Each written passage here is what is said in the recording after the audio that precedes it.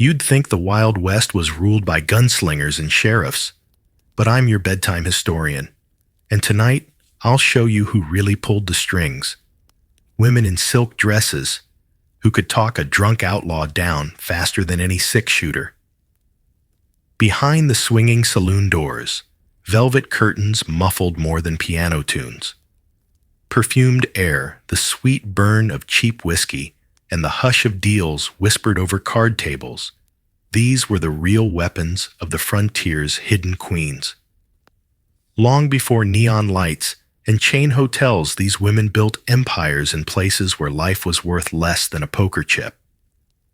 But how did they keep those fragile kingdoms standing night after reckless night? If you find yourself drifting somewhere between curiosity and dreams, tap that like and subscribe, so I can keep whispering secrets from dusty towns long after the lights go out. And if you've ever wondered who history's greatest unsung schemers were, you're in good company here. Now dim the lamps, tilt your hat low, and let's slip past the bouncer into a saloon that smells of spilled bourbon and hidden ambition. You stand just inside the threshold, boots crunching on sawdust meant to soak up spit and spilled ale. All around you, the air hums with piano notes and half-told lies. Somewhere near the back, a woman with hair pinned high counts coins behind the bar, her watchful eye flicking between rowdy miners and traveling salesmen.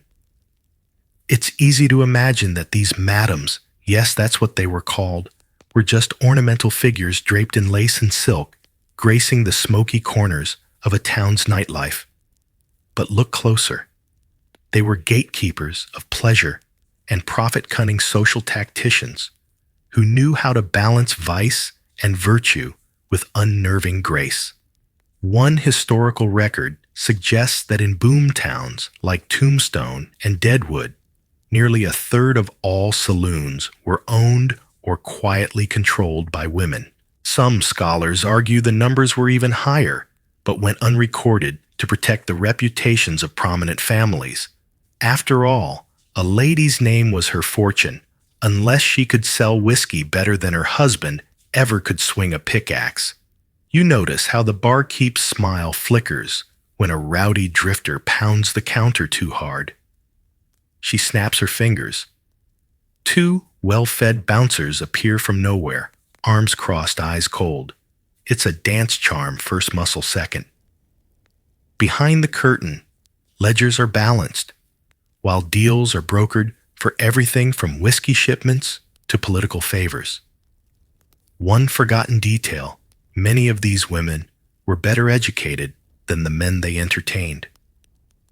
Diaries, uncovered in dusty attics, hint at secret reading circles, coded letters, and subtle alliances stretching from Kansas City to San Francisco. Some historians still puzzle over how these networks formed in an age when women's signatures alone could get them run out of town. But run they did, entire empires on the move, town to town, name to name, always a step ahead of the law. The preachers and the drifters who fancied themselves wolves until they met a madam who could out-howl any pack. Tonight, you stand among them, an unseen guest, as velvet drapes part and secrets pass between gentle laughter and glinting pistol handles hidden beneath corsets. You lean in the piano, fades, and the real lesson begins. The Wild West was never just wild. It was cunning, velvet-lined, and ruled, if only after dark, by its hidden queens. You step deeper into the saloon, brushing past red velvet drapes that seem to swallow the rough world outside. Here inside this gilded bubble of oil lamps and cigar smoke, danger is politely asked to leave its boots at the door, though it rarely does. Welcome to the second secret power could be draped in silk just as easily as holstered in leather. Look around: the plush velvet sofas, the delicate lace curtains, the thick Turkish rugs under muddy boots. These weren't just fancy trappings for show. They were armor, In towns built overnight by gold rushes and silver strikes, the saloon was both fortress and theater, and the madam was its clever stage manager, directing the flow of coin rumor and respect. A traveler might brag he could survive the desert sun, or a barroom brawl, but even he would pause when stepping onto thick carpet that muffled his heavy boots. That softness was a warning you're in her territory now. The more lavish the furnishings, the clearer the message she had money to spend friends to protect it, and enough taste to keep moral busybodies guessing. Historians still debate whether these luxurious interiors were purely for show or for strategy. Some argue it was simply a way to charge higher prices. Others claim it was a subtle sign that these women understood what the law did not appearances were everything in a place where reputations could vanish overnight. One overlooked fact: many Wild West saloons doubled as makeshift hotels or social clubs, especially for traveling merchants, too wary to stay in dusty bunkhouses. Guests might find themselves sleeping under silk canopies one night and dodging a stray bullet the next. And yet, they kept coming back. Because velvet pillows, crystal decanters, and polished bar tops offered something no sheriff could: the illusion of civilization in a lawless land. You drift past a corner table where a gambler sits with his boots off his hat, tipped low fingers, resting on a velvet cushion instead of a gun. In this world, softness was sharper than any blade. It disarmed men before whiskey ever touched their lips. Imagine a drifter, grizzled, half-starved, who stumbles into a saloon after weeks on the trail. He sees chandeliers dangling from the ceiling like frozen fireworks. He smells rosewater instead of sweat and horse. For a few precious hours, he can pretend he's somewhere gentler, richer, somewhere he might even belong, if he plays his cards right and tips well.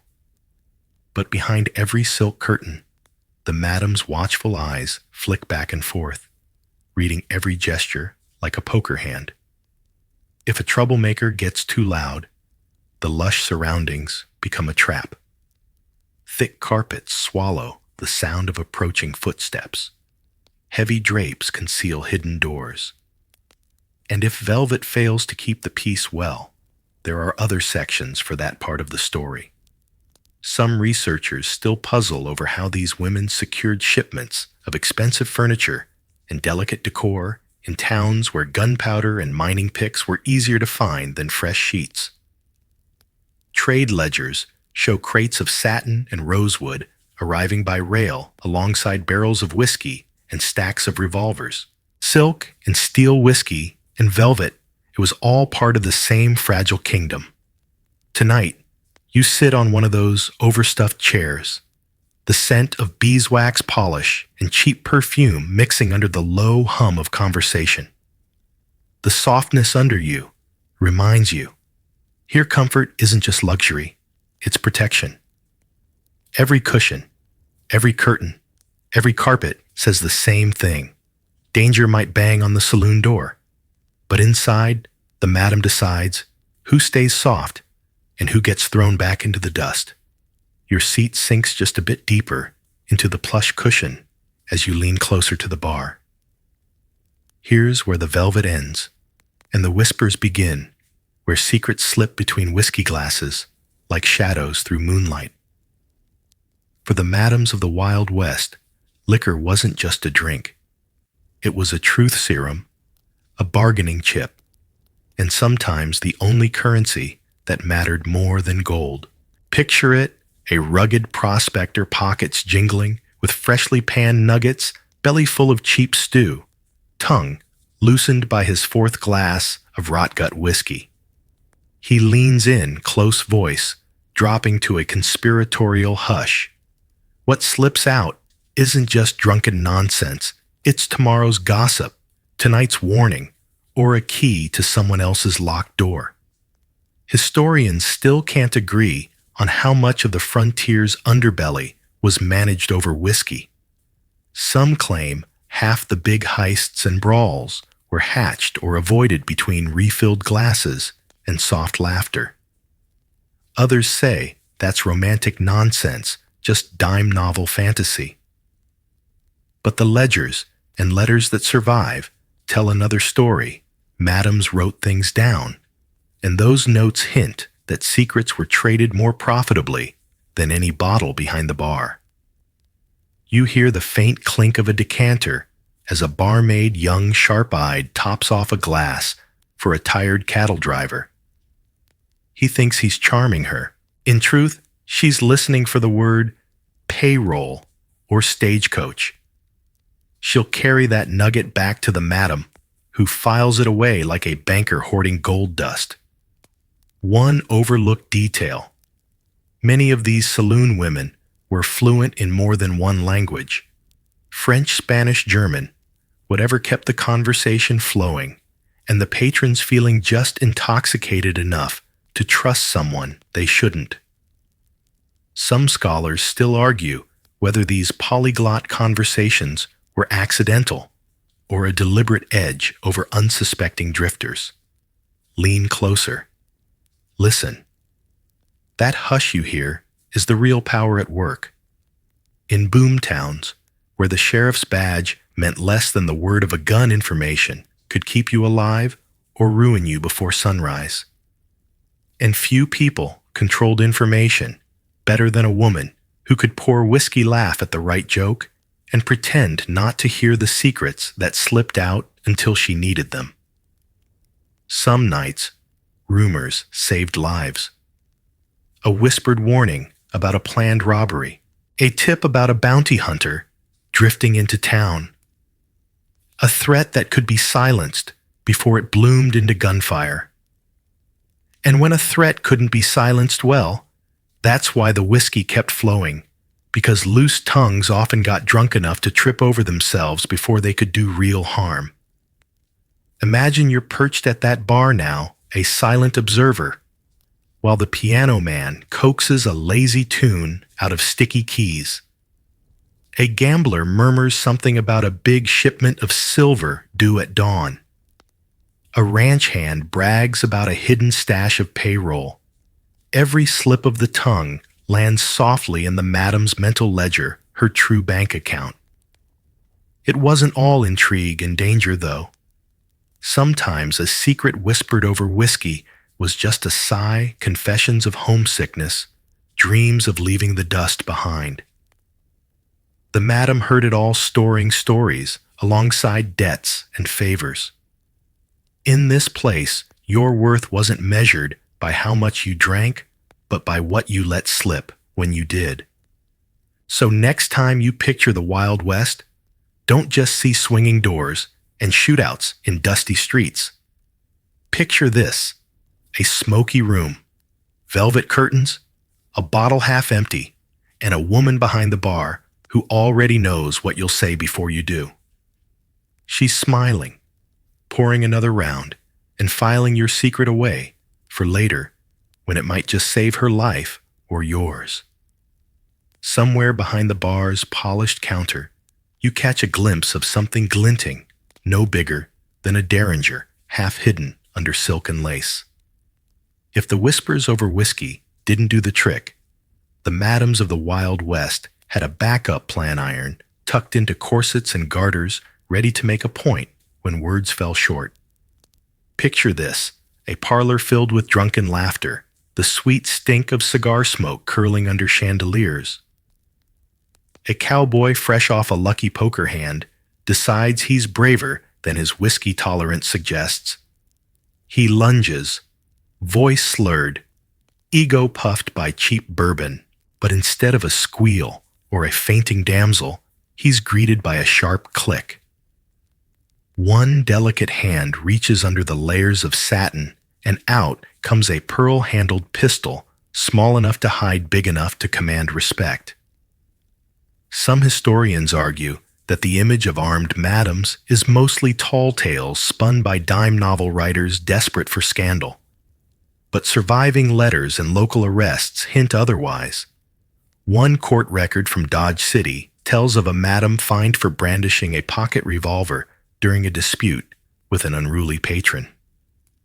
Another diary scribbles about a woman who wore iron beneath her corset, as certain as she wore a smile upon her face. Quirky detail. Many madams preferred pocket pistols that could nestle snugly in a garter or the bustle of a dress.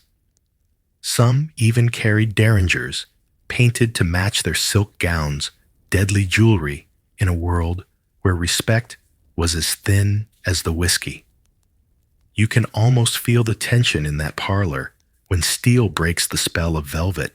The raucous laughter softens. The gambler who thought himself a wolf realizes he's wandered into a den of foxes, with fangs tucked beneath satin ruffles. It's a reminder that these women were never simply ornaments of vice. They were tacticians' bodyguards, and when needed, the executioner of their own justice. Historians still debate whether madams truly used these hidden guns or merely showed them off like props in a theater of survival. Either way, the message landed every time here under this roof. The rules were hers. Not the sheriff's, not the preacher's, not the outlaws. Hers. Step closer to the back room, where an older madam counts coins by candlelight. Her derringer rests next to the ink pot, a silent partner in every transaction. If a patron thinks to shortchange her, he'll find himself looking down a barrel before he can blink. No yelling, no fuss, just a cold reminder that behind the lace and rouge sits a mind sharp as any sheriff's badge. Some scholars point out that many of these weapons were never fired. A threat was often enough. In towns where bullets were as common as dust storms, the real power was knowing when to show your gun and when to let a rumor of your aim keep the peace. Imagine you're standing there, the hush after the click echoing louder than the piano. The drunkard slinks away, his pride wounded more than his hide. The derringer disappears back into silk folds. Laughter resumes. Cards slap down on the table. The piano man picks up the tune without missing a beat. The show must go on after all. In a world where a woman's reputation could crumble at a whisper, sometimes the best insurance policy was an ounce of iron hidden behind layers of charm. So next time, you picture the lady in the corner booth. Fan-fluttering eyes, half-lidded in boredom, look closer. There's a gun, nestled next to that garter, ready to remind the Wild West that even queens of velvet ruled with steel. As you slip past the tables where secrets drip into whiskey glasses and pistols nestle beneath silk, you find yourself wondering what happens when a gun isn't enough. Here's where the real genius begins. Bribes and alliances slipped into the darkness like coins into a church collection box. In the rough frontier towns, a madam's best weapon wasn't always a hidden derringer. It was a well-fed sheriff's pocket. Picture the scene: a midnight knock at the back door, boots scraping on the porch outside. The local sheriff coat, dusty hat pulled low, stands waiting while a trusted maid answers. He's not here for trouble. He's here for his quiet share of the profits. A discreet envelope passes from gloved hand to calloused palm. No words are exchanged, but the message is clear. This saloon is safe as long as certain pockets stay heavy. Some historians argue about how deep this network of hush money ran. Was it just petty payoffs to keep rowdy patrons from clogging the county jail? Or was it a shadow, government of corseted power brokers bribing lawmen, judges, even the odd mayor? Surviving ledgers hint that what we'd now call protection money was a line item as routine as whiskey shipments and piano tuning. An overlooked detail, the bribes often went both ways. When a sheriff needed a favor, spying on an outlaw passing through or calming a restless posse, It was the madam's people who quietly passed the word.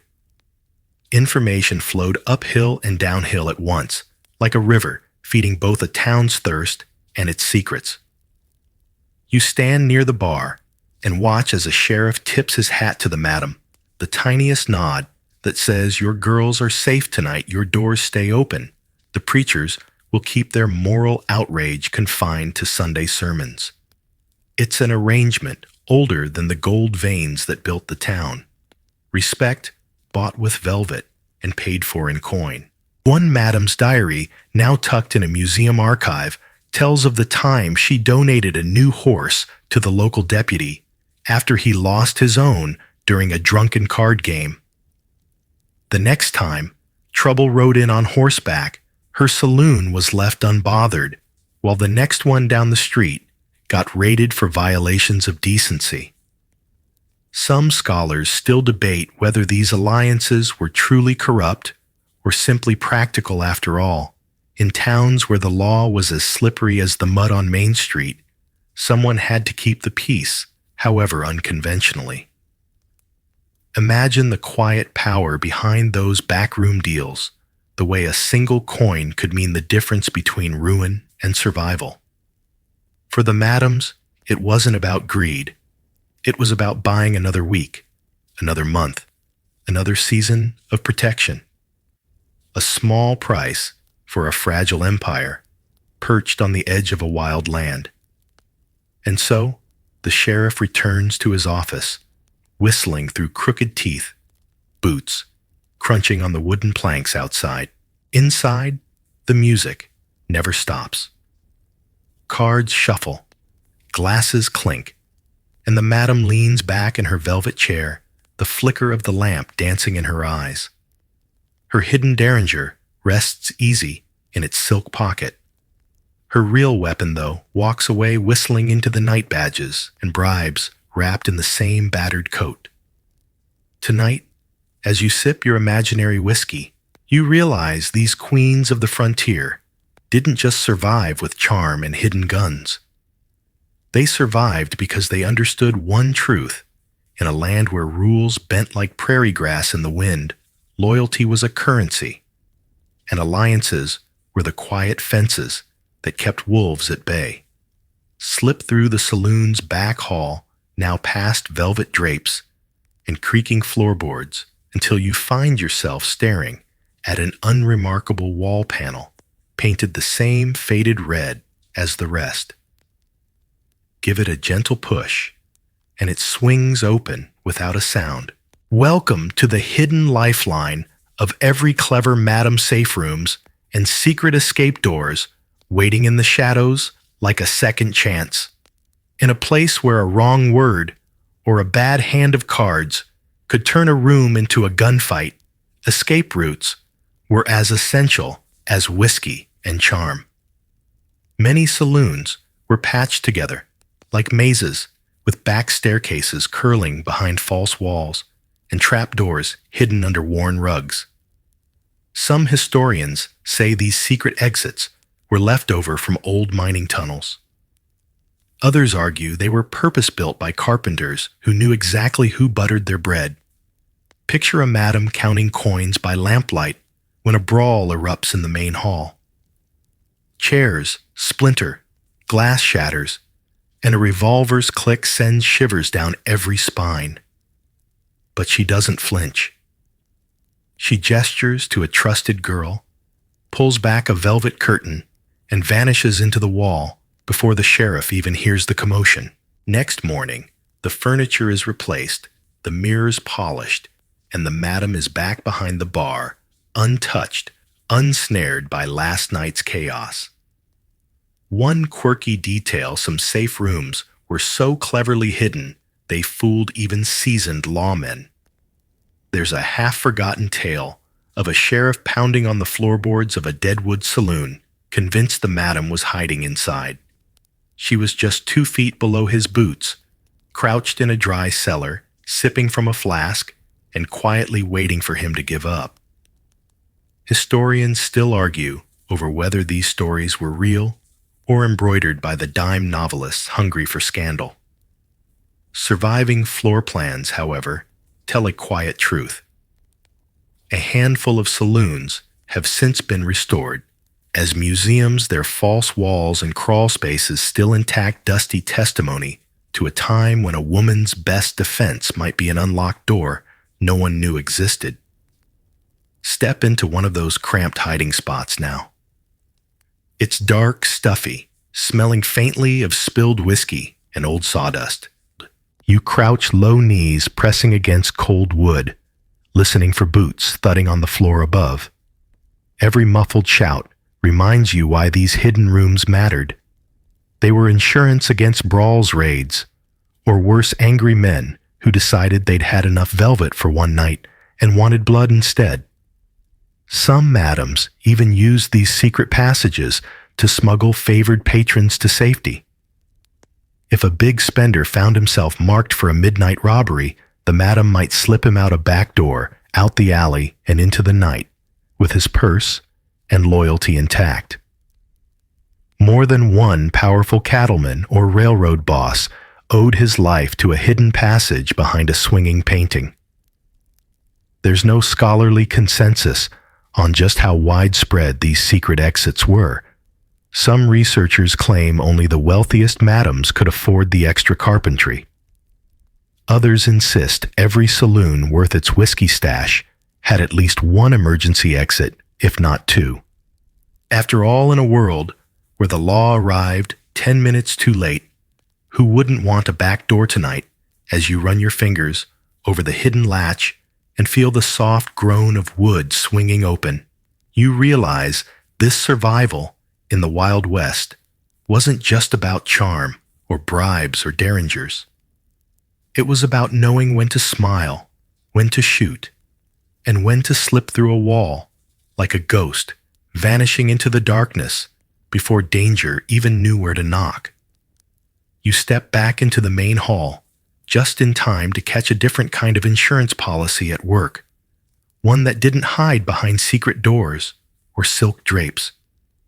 Here, muscle sat in plain sight. Hired bouncers, men whose fists spoke louder than any derringer ever could.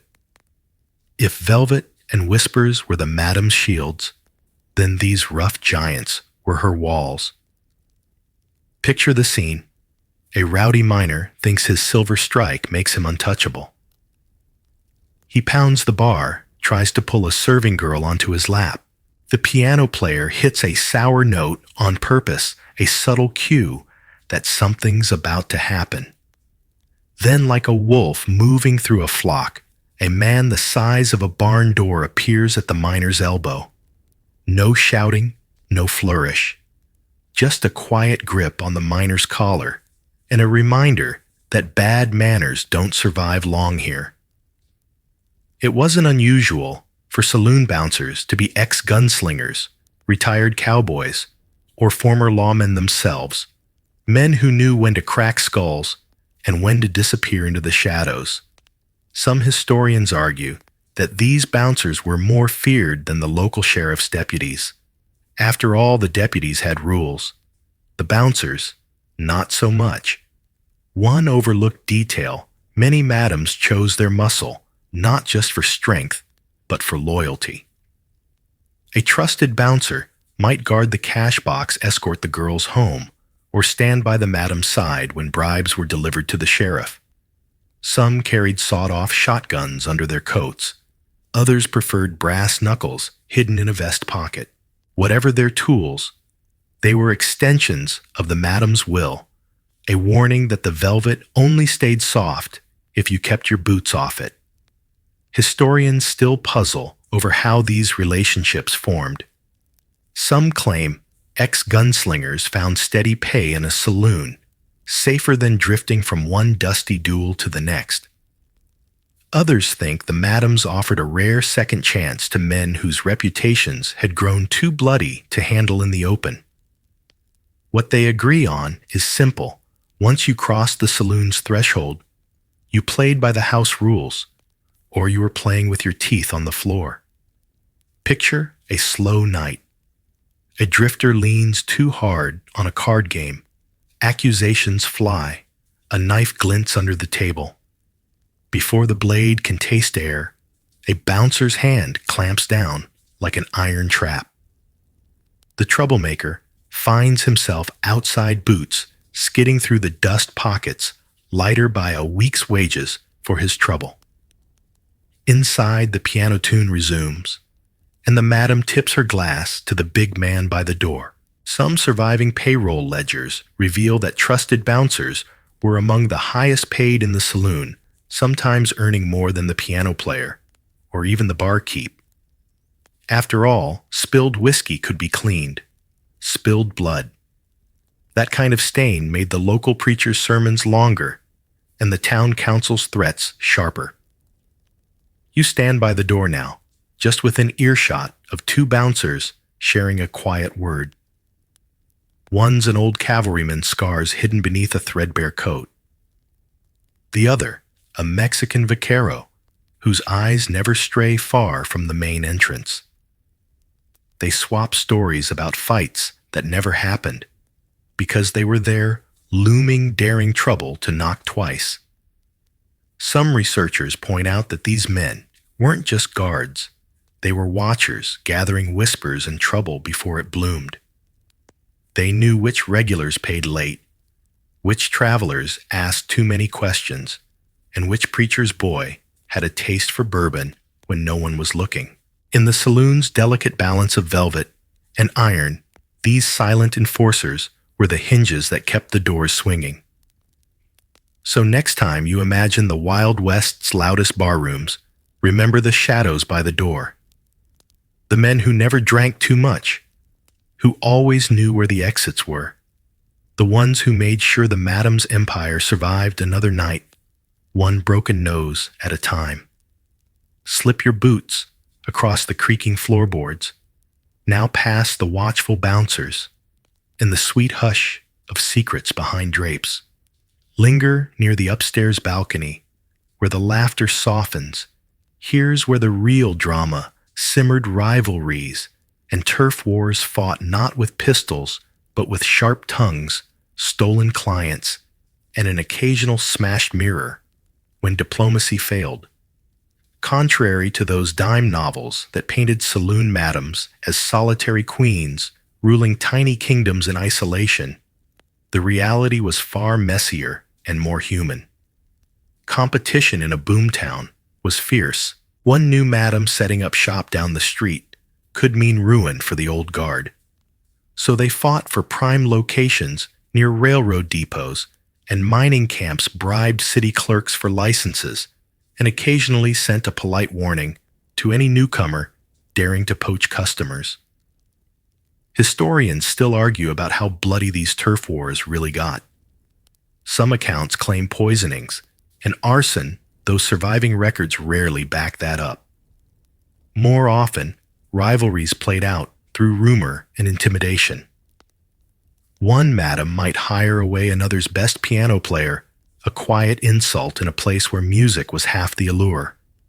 Or she might poach an entire set of entertainers with promises of better pay and silk dresses instead of scratchy linen shifts. You stand at the edge of the balcony, looking down at two women sharing a drink, rivals and public allies in private when it suited them. One story tells of two competing madams in Virginia City who spent weeks spreading rumors about each other's lack of refinement, only to join forces when a new preacher tried to shut both their saloons down. Strange bedfellows indeed. An overlooked detail, these rivalries often spilled over into town politics. A madam might sponsor a candidate for sheriff who promised to crack down on her competitor's house while leaving hers untouched. Some scholars remain puzzled by how open these arrangements were, yet how little law enforcement did about it. Perhaps the local officials preferred to have their pockets lined with bribes rather than deal with outright street wars. Of course, not every rivalry ended in whispered alliances. Sometimes things did get ugly. Imagine a midnight raid. Windows smashed furniture, overturned the rival's sign painted over with crude insults. The next day, the madam stands on the porch, hairpinned high lace collar immaculate, pretending nothing happened while she greets the same patrons with a smile sharp enough to draw blood. Inside, the girls tidy up broken bottles and hammer the sign back into place. Another night begins. Another gamble that the velvet, the whiskey, and the iron will hold long enough to keep the doors open and the law at bay. It's tempting to see these turf wars as small, petty dramas, queen bees fighting over scraps in the dust. But look closer, and you see something far more intricate, a chessboard of shifting alliances and silent truces where one wrong move could cost everything. Some madams even wrote out secret agreements stored in locked ledgers, promising not to undercut each other's prices or lure away top clients. Break the agreement, and you'd find yourself ostracized faster than any preacher could manage. Tonight, you're a ghost at the edge of these whispered feuds, listening as laughter drifts up from the main hall and the piano man's tune dances above it all. Two madams pass each other on the stairs, eyes-narrowed fans fluttering like dueling swords. One smiles sweetly, the other doesn't bother pretending. Behind them, a pair of bouncers exchange a nod just in case the feud shifts from words to fists. In the end, these rivalries didn't weaken the queens of the saloons, they sharpened them. Every spat, every stolen piano player, every under-the-table alliance forged them into better tacticians, teaching them how to fight a battle with silk gloves and when to trade silk for steel. Drift down the creaky staircase, now, leaving behind the low hum of rivalry and the clink of whiskey glasses. Slip into the quiet corners, where the real power often hid inside soft conversations, shared glances, and the unwritten sisterhoods that turned rival madams into unlikely saviors when the dust storms of scandal or ruin rolled in. For all their turf wars and secret betrayals, these women knew one unspoken truth. Sometimes, survival meant setting aside old grudges to protect the few who truly understood their precarious kingdom. Picture 2. Madam's former enemies hunched together in a back room, while gunshots echo in the street outside. One pours the other a glass of brandy, whispers advice about bribing the new sheriff, and then slips out the back door to make sure the path is clear. Some historians claim these alliances were nothing more than temporary ceasefires, fragile as the lace gloves they wore to church on Sundays. Others argue these quiet sisterhoods were a hidden backbone of the frontier, a network of favors and rescues that turned dangerous rivalries into shared shields when moral crusaders or rowdy gangs came knocking.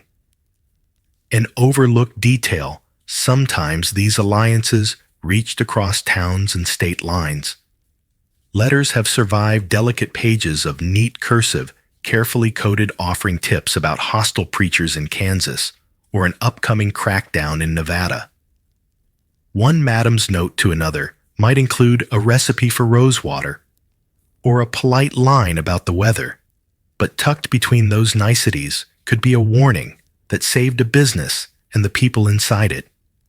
Imagine leaning against a dusty saloon wall as two rival madams pass each other a slip of folded paper in plain sight of the unsuspecting patrons. One nods, no words exchanged. A plan agreed upon, a promise made to stay quiet if the sheriff comes asking questions tomorrow. Sometimes, the best alliances were the ones no one dared to write down at all. One story whispers of a legendary safe house run by three madams who pooled their money to buy an old boarding house on the outskirts of town. When raids swept through, girls from every saloon would vanish into its hidden rooms until the law moved on to easier targets. Historians still debate if this tale is pure myth. Some swear by it, pointing to half-buried foundations in the Nevada desert where the boarding house once stood.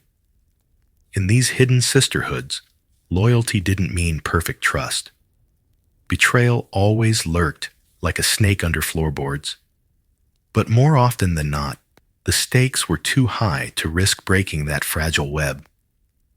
Protecting each other meant protecting themselves, keeping secrets safe from the town, gossip the drunk miner, or the righteous judge who suddenly felt inspired to clean up the filth.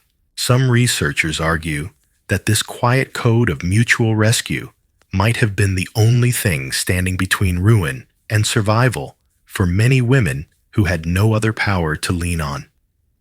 After all, a lone madam could be shut down by a single sermon. A network of them that took more than holy threats and a sheriff's badge to break. Imagine the comfort in that invisible alliance, knowing that if the sheriff got too bold or a rival preacher rallied his flock, you'd have a hidden hand ready to slip you a tip, hide a ledger, or vouch for you in a court more interested in moral victories than actual justice. You linger near the window, now watching the lamplight flicker as two figures meet under the eaves.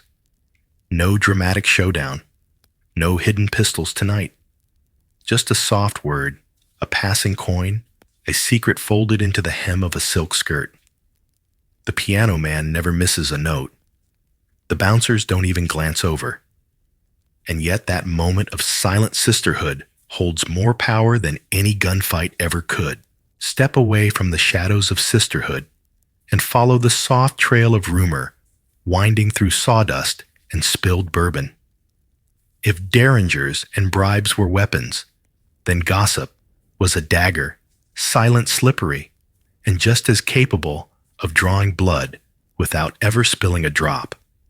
For the Wild West, Madam's rumors weren't idle chatter. They were carefully crafted tools of survival. Picture it, a miner lips loose with whiskey brags too loudly about a new saloon that just opened down the street. Fresh girls, cheaper drinks, louder piano.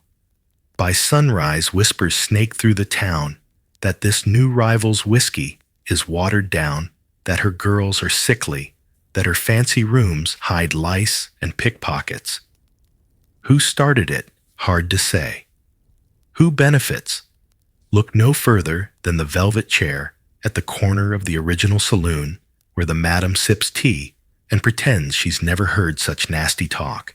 Historians still debate whether these rumor campaigns were truly organized or just natural outgrowths of cutthroat competition. Some scholars claim they were deliberate acts of sabotage, tiny seeds planted in the ears of card players and traveling salesmen. Others think they spread on their own, born of drunken exaggeration and the frontier's endless appetite for scandal. An overlooked detail: madams didn't only sling gossip about rivals. They also spread rumors about themselves, carefully designed legends to keep trouble at bay. Tales of a madam who once shot a man dead for cheating her girls. Stories about a hidden vault beneath the saloon floor, packed with gold nuggets and protected by cursed spirits. Silly maybe, but enough to make even the boldest outlaw think twice before trying his luck. You lean closer to a knot of cowboys crowded near the bar. Listen, one spinning a yarn about how the madam once bribed a judge to escape jail. Another swears he saw her bury silver coins in the graveyard at midnight to ward off bandits. None of it is written down. All of it sticks clinging to the sawdust and drifting down the main street like tumbleweed no one can sweep away. Sometimes rumors worked as warnings. A madam might spread word that the sheriff was sniffing around her rival's back rooms, that a preacher was planning a raid next Sunday, that a dangerous drifter had asked too many questions. A whispered half-truth could make a competitor pack up and skip town without a single shot fired. One half-forgotten story from a saloon ledger tells of a madam who faked her own ruin, spreading word that her house was infested with disease, shuttering the doors for a month, then reopening under a new name with freshly painted walls and all debts forgiven by local law. Some scholars remain puzzled by this stunt, unsure if it was desperation or genius. Maybe it was both. Imagine yourself now standing by the back door, where rumors are traded like spare coins. A girl lights a lantern, leans close to a trusted supplier, and drops a soft line about a rival madam's shady new bouncer. By morning, the story's been twisted, spun, and whispered from the boarding house to the blacksmith's shop. Truth or lie doesn't matter. The damage is done. Some researchers argue that in the Wild West, rumor was more powerful than a gunfight. A bullet killed one man. A rumor could kill a reputation, empty a saloon, turn a sheriff's friendly nod into a cold shoulder. And it did so, with no fingerprints, no witnesses, just shadows moving from mouth to mouth until they settled into fact. So next time you picture the saloon's smoky corners, imagine the real battle happening not in fistfights, but in quiet exchanges, soft words sharpened into weapons. For the madam's rumor was both shield and dagger-proof that the softest voices often cut deepest of all. Step outside for a moment, boots brushing the dusty boards of the front porch, the hum of piano fading behind you.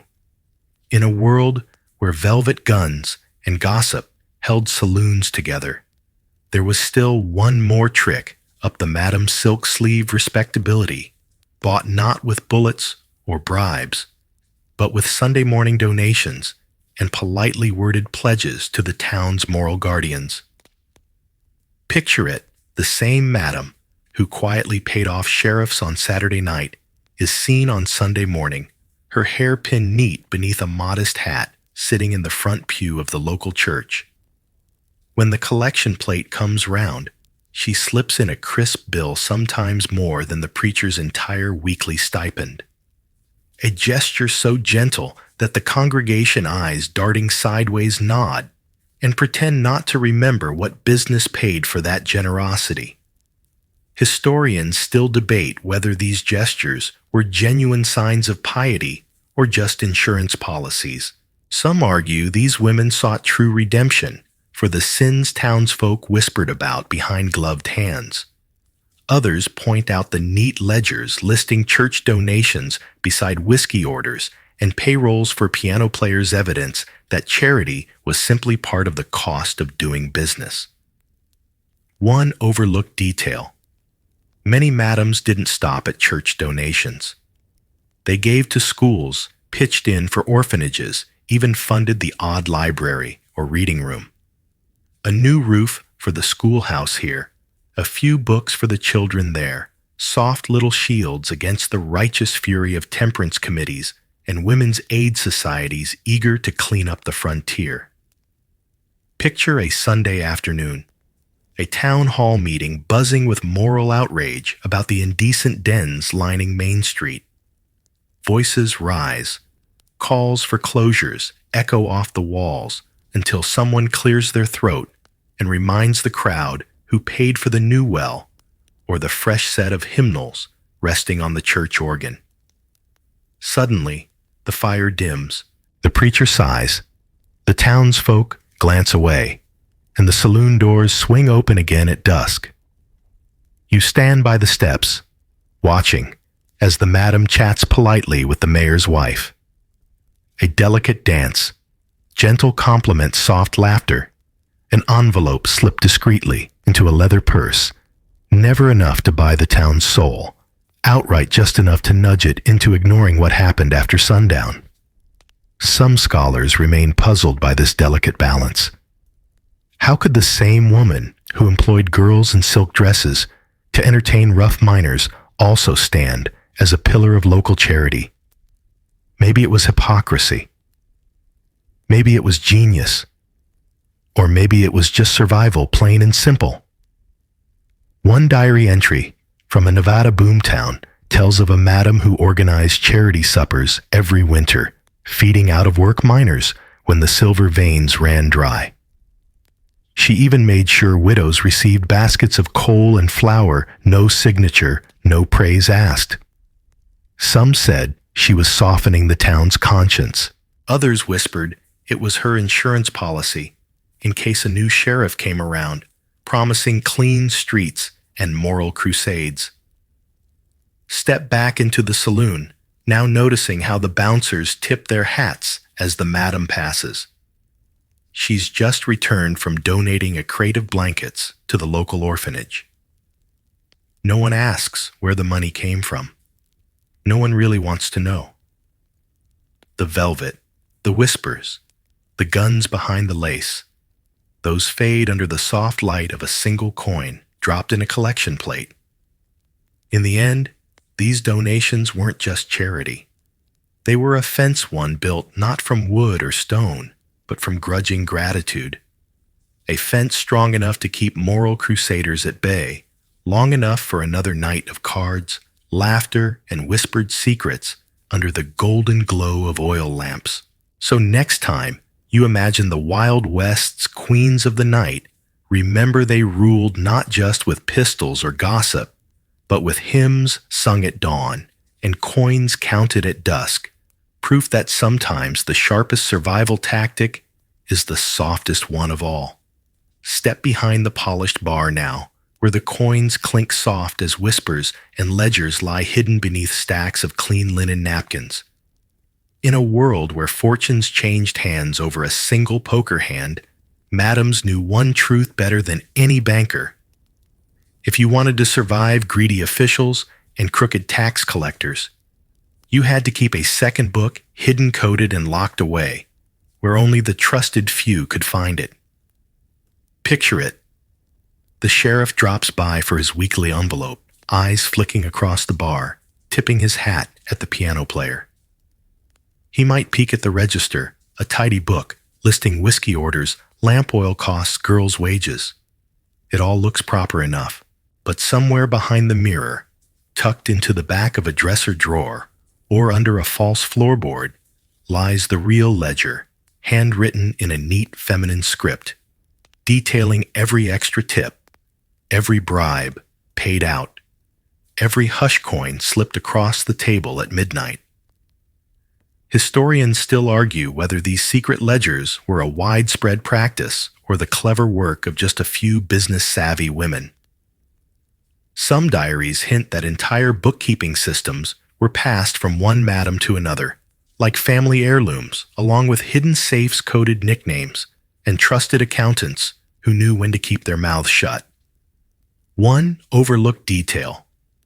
Many madams taught themselves basic accounting tricks that rivaled those of any mining boss or railroad tycoon. Some even learned how to disguise profits as laundry fees or piano repairs to keep prying taxmen at bay. In an era when a single crooked official could bleed a business dry with invented fines, these women learned to juggle numbers like circus clowns. One hand tossing coins in the open, the other slipping the real stack behind a curtain. Imagine leaning on that bar late at night as the saloon empties out the piano, silent for once. The madam sits by a lamp ledger, open pencil, scratching softly. The official book gets its careful numbers, neat rows that say enough, but never too much. Then she slides out the second ledger, this one rougher, corners bent, pages smudged with thumbprints and candle wax. Here's where the real story lives. Who paid what? For silence which drifter owed too much for last week's loan, which sheriff's protection fee is due next Tuesday. Some scholars remain puzzled by how few of these secret ledgers have survived. A few tattered pages rest in archives, today faded ink, describing hush money and whispered threats. Most were likely burned, torn up, or buried under new floorboards when the law got too close. After all, a loose page in the wrong hands could bring down an empire overnight. One story tells of a madam who, realizing a raid was coming, tossed her ledger into the saloon's wood stove, minutes before the sheriff's men kicked down the doors. When they found nothing but ashes and perfectly balanced official books, they left empty-handed, while the madam smiled politely from behind her bar, offering free whiskey to soften bruised egos. Picture her now, counting coins by the glow of that same lamp eyes flicking to the shadows where trusted bouncers stand guard at the door. Each scribbled number is a lifeline proof that in a town where bullets and sermons could close a saloon, overnight knowledge was worth more than gold dust. So next time you imagine the Wild West's hidden queens, think not just of velvet gowns and derringers tucked in garters, but of quiet nights bent over pages no one was meant to see. Pages that told the real story, one carefully inked line at a time, of how a woman outfoxed sheriffs, outlasted moral crusaders, and turned fragile ledgers into the strongest vault a frontier queen could ever own. Slip away from the bar, now stepping into the back hallway, where soft lamplight flickers against peeling wallpaper. Here in the shadows between the safe room doors and the hidden ledgers lived one more trick of the frontier madam's survival kit false identities, as layered and carefully pinned in place as the corsets beneath her satin gowns. Picture it, a woman sits at her vanity, brushing out her hair by candlelight. In this town, she's Miss Lillian respected saloon keeper, polite donor to the church roof fund, and the lady who always remembers to send the sheriff's wife a basket of oranges come winter. But 50 miles east, she's Madame Claire, who once ran a house on the edge of the mining camps, where her name was spoken in whispers by men who never dared shortchange her twice. And if you follow the dusty trails west, you might find old ledgers that list her again, this time as Widow Caldwell, a business partner on a deed for a boarding house that never quite existed except on paper.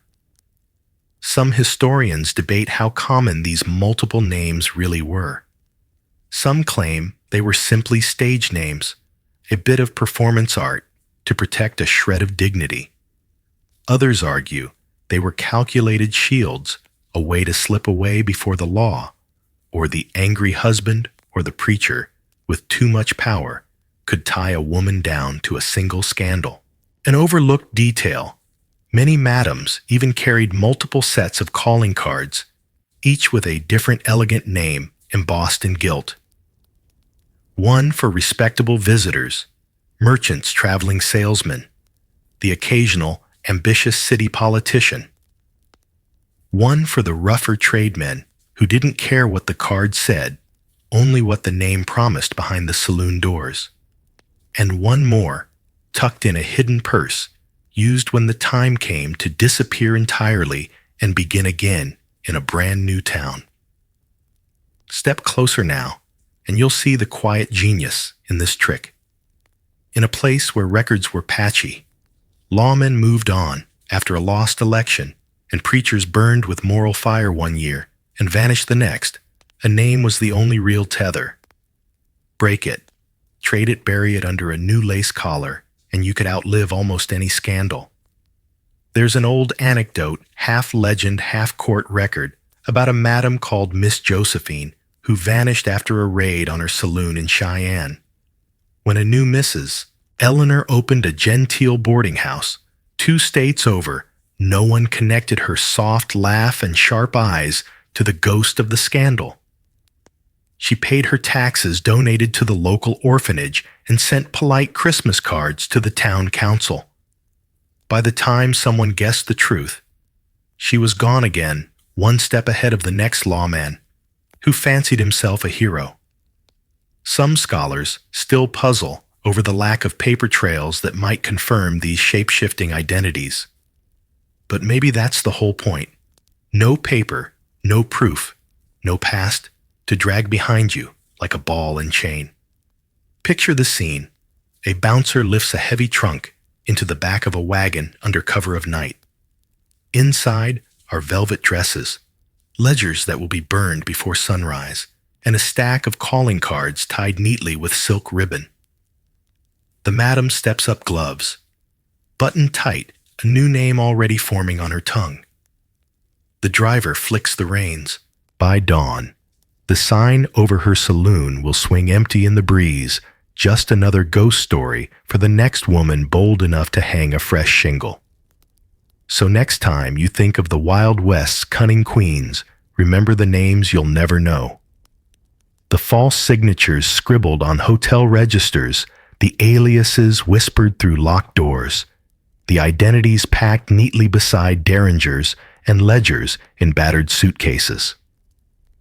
For these women, survival wasn't just about silk or silver, it was about slipping through history's fingers every time it tried to grab hold. Slide out of that dark hallway now and find your way back to the front of the saloon, where the oil lamps flicker lower and the piano's last note lingers like smoke. Here's where so many of these hidden queens met their greatest tests. Final showdowns that flared up in back alleys, at high-stakes poker tables, or under the harsh glare of a town suddenly craving moral revenge. Imagine it.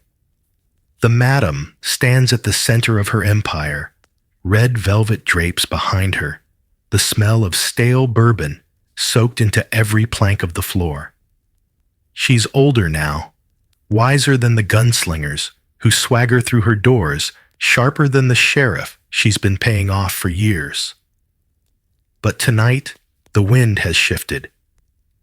The lawman's hat sits lower on his brow. A preacher's sermon has stirred up the town's sleeping shame. And there's a young deputy at his side who wants to make a name for himself by bringing down the queen of vice. Some historians argue these final standoffs were rare, that most madams simply moved on quietly when trouble came knocking. But local newspapers, yellowed half-torn, stuffed into courthouse basements, tell scattered tales of late-night raids, shootouts in muddy alleys, or hurried escapes under moonless skies.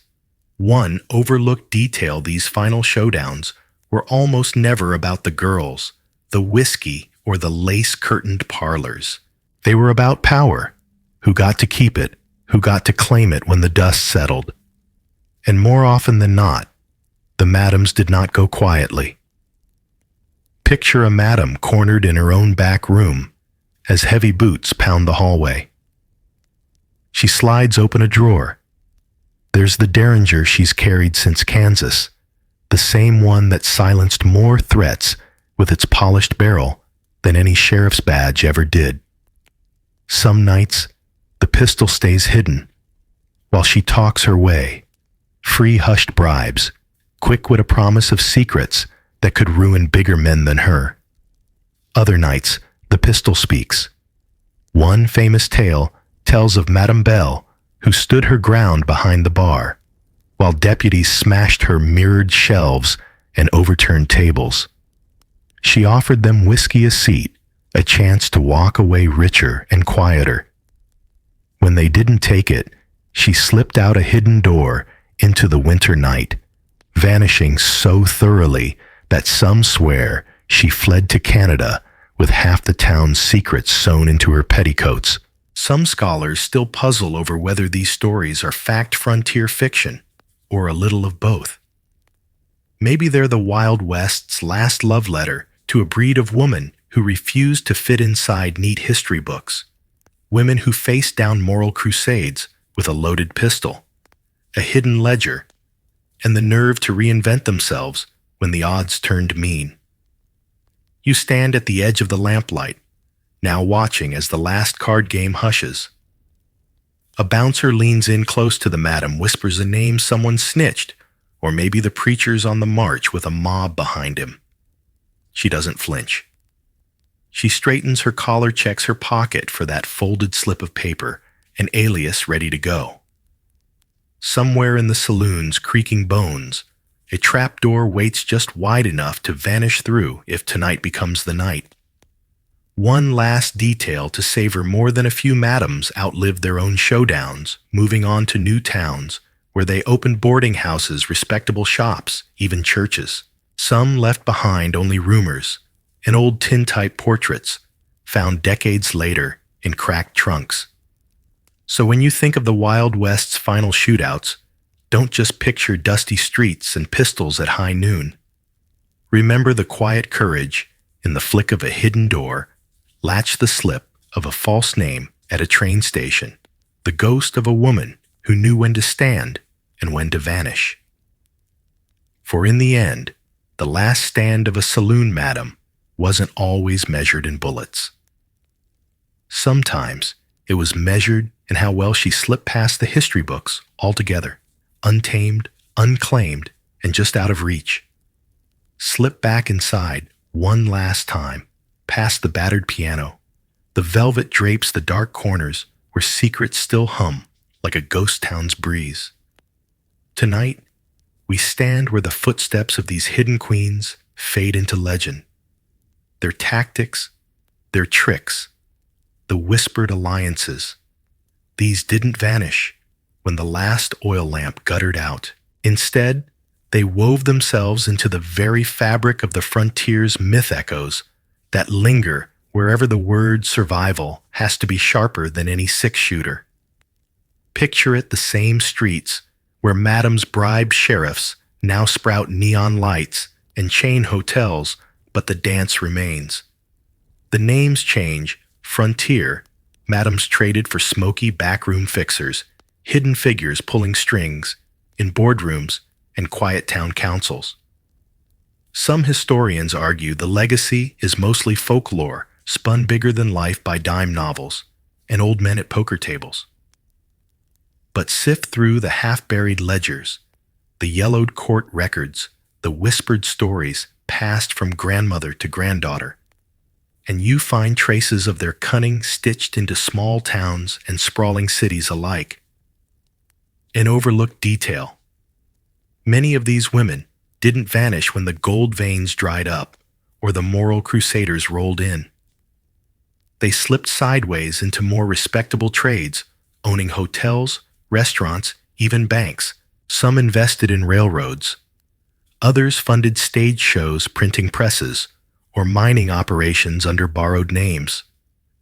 A few left behind diaries hinting they lent quiet money to churches that once tried to shut them down. Quiet revenge in the form of interest rates no preacher ever saw coming. Imagine standing in a dusty museum, now staring at an old photo, a woman in a high-necked dress, eyes soft but certain, standing behind the bar of a saloon that burned down a century ago. No plaque calls her a queen of the frontier. No school textbook lingers on her name. Yet somewhere in the ledgers tucked in the back of the archives, her signatures appear beside deeds for storefronts, loans for new farms, tiny life rafts she built for herself when danger drifted too close. Some scholars still debate what it all means, whether these cunning women were outlaws, victims, or quiet revolutionaries with derringers and ledgers instead of soapboxes. Maybe the truth is all three. Maybe survival leaves its mark in ways no historian can pin down completely. And maybe you feel it tonight, tucked under your blanket, while the last piano note echoes in your mind, a soft reminder that history's forgotten corners often shelter the strongest hearts. When the gold dust settled, when the last drifter rode out of town with his hat low and pockets empty, it was the madam who still stood behind the bar ledger and hand eyes on the door, always ready for the next storm. Picture her legacy, now clever bribes repainted as campaign donations, hidden passageways reborn as backroom deals, whispered rumors now sent by email instead of carried on whiskey breath. In every small power that slips through polite society's grasp, there's an echo of a velvet curtain drawn tight. A secret door swung open in the night, a queen's careful hand tipping a coin into a preacher's plate just long enough to keep the wolves outside.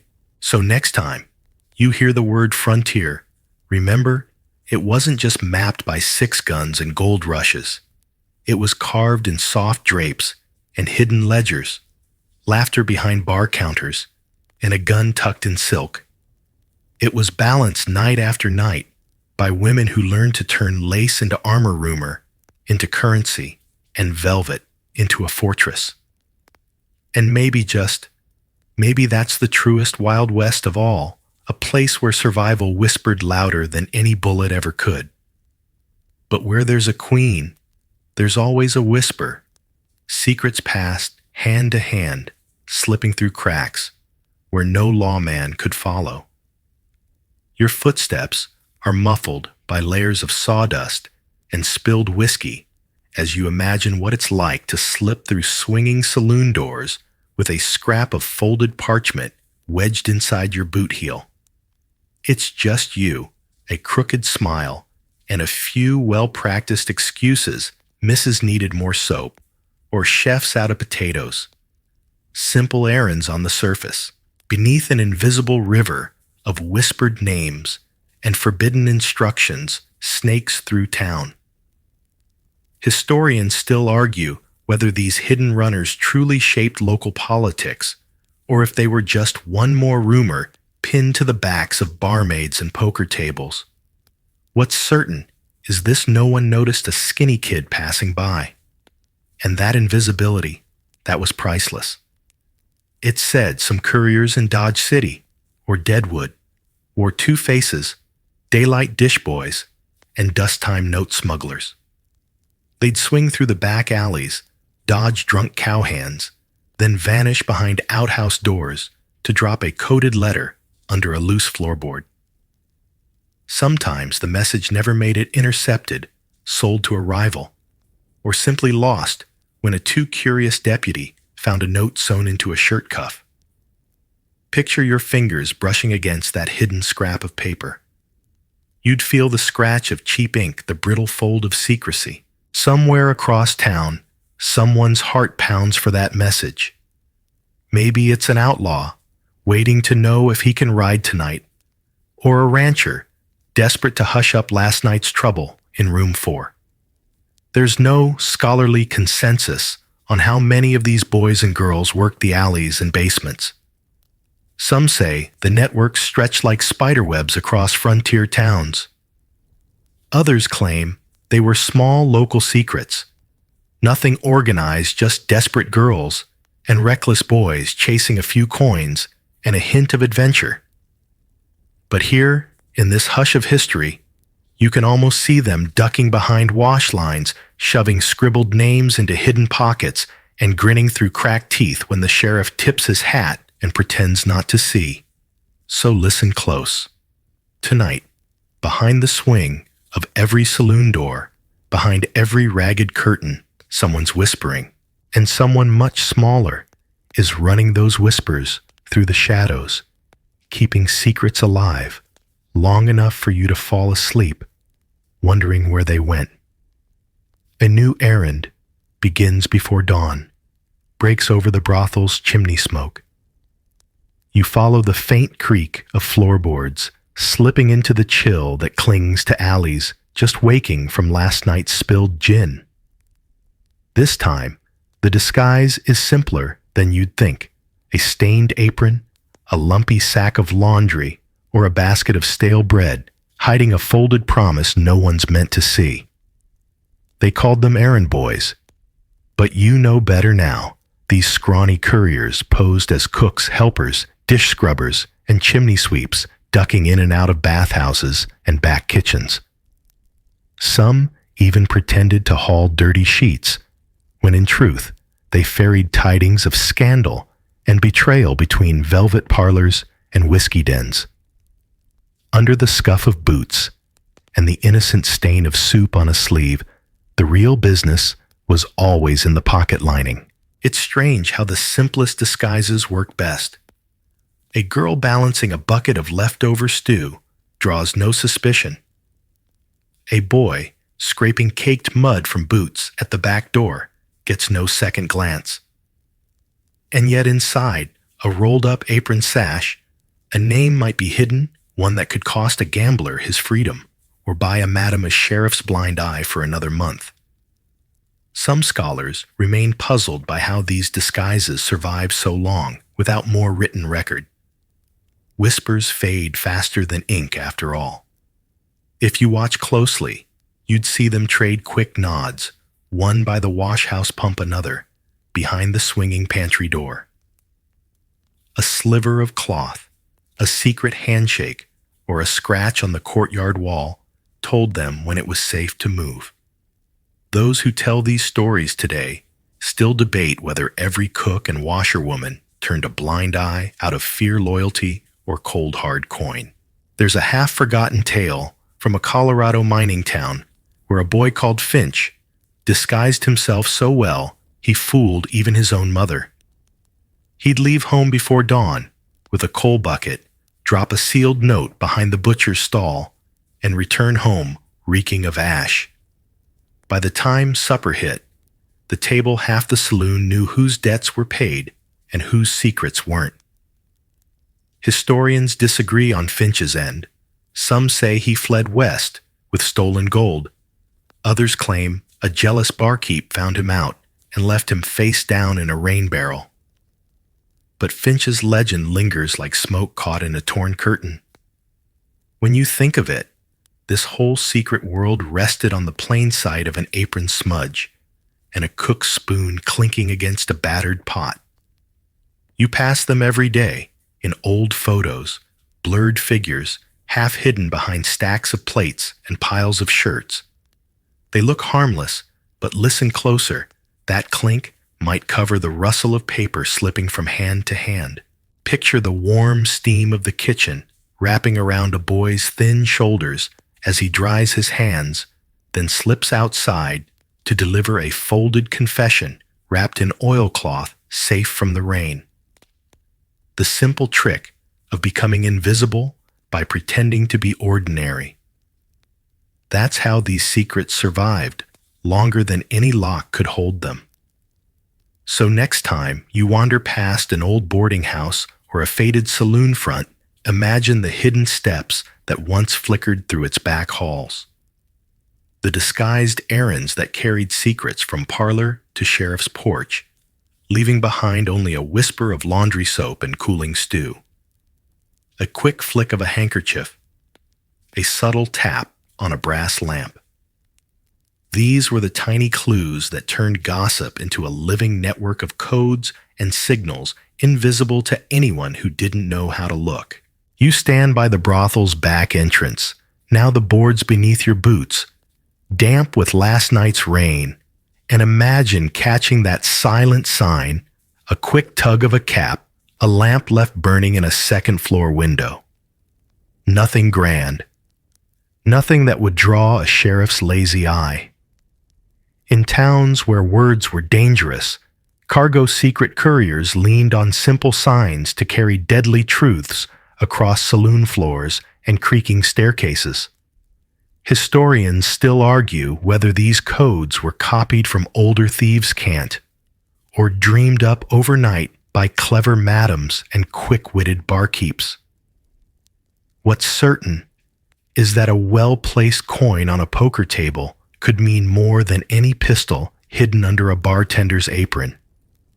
Picture a girl, barefoot hair, pinned back her apron, stiff with soap, lingering by a parlor curtain.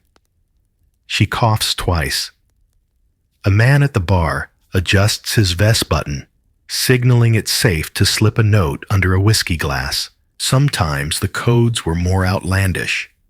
A pie left to cool on a windowsill could mean the sheriff was sniffing around, while a piece of chalk under a porch step spelled all clear. Researchers continue to debate whether these signs were part of an organized underworld or just clever improvisations changing with each new owner and crooked deputy.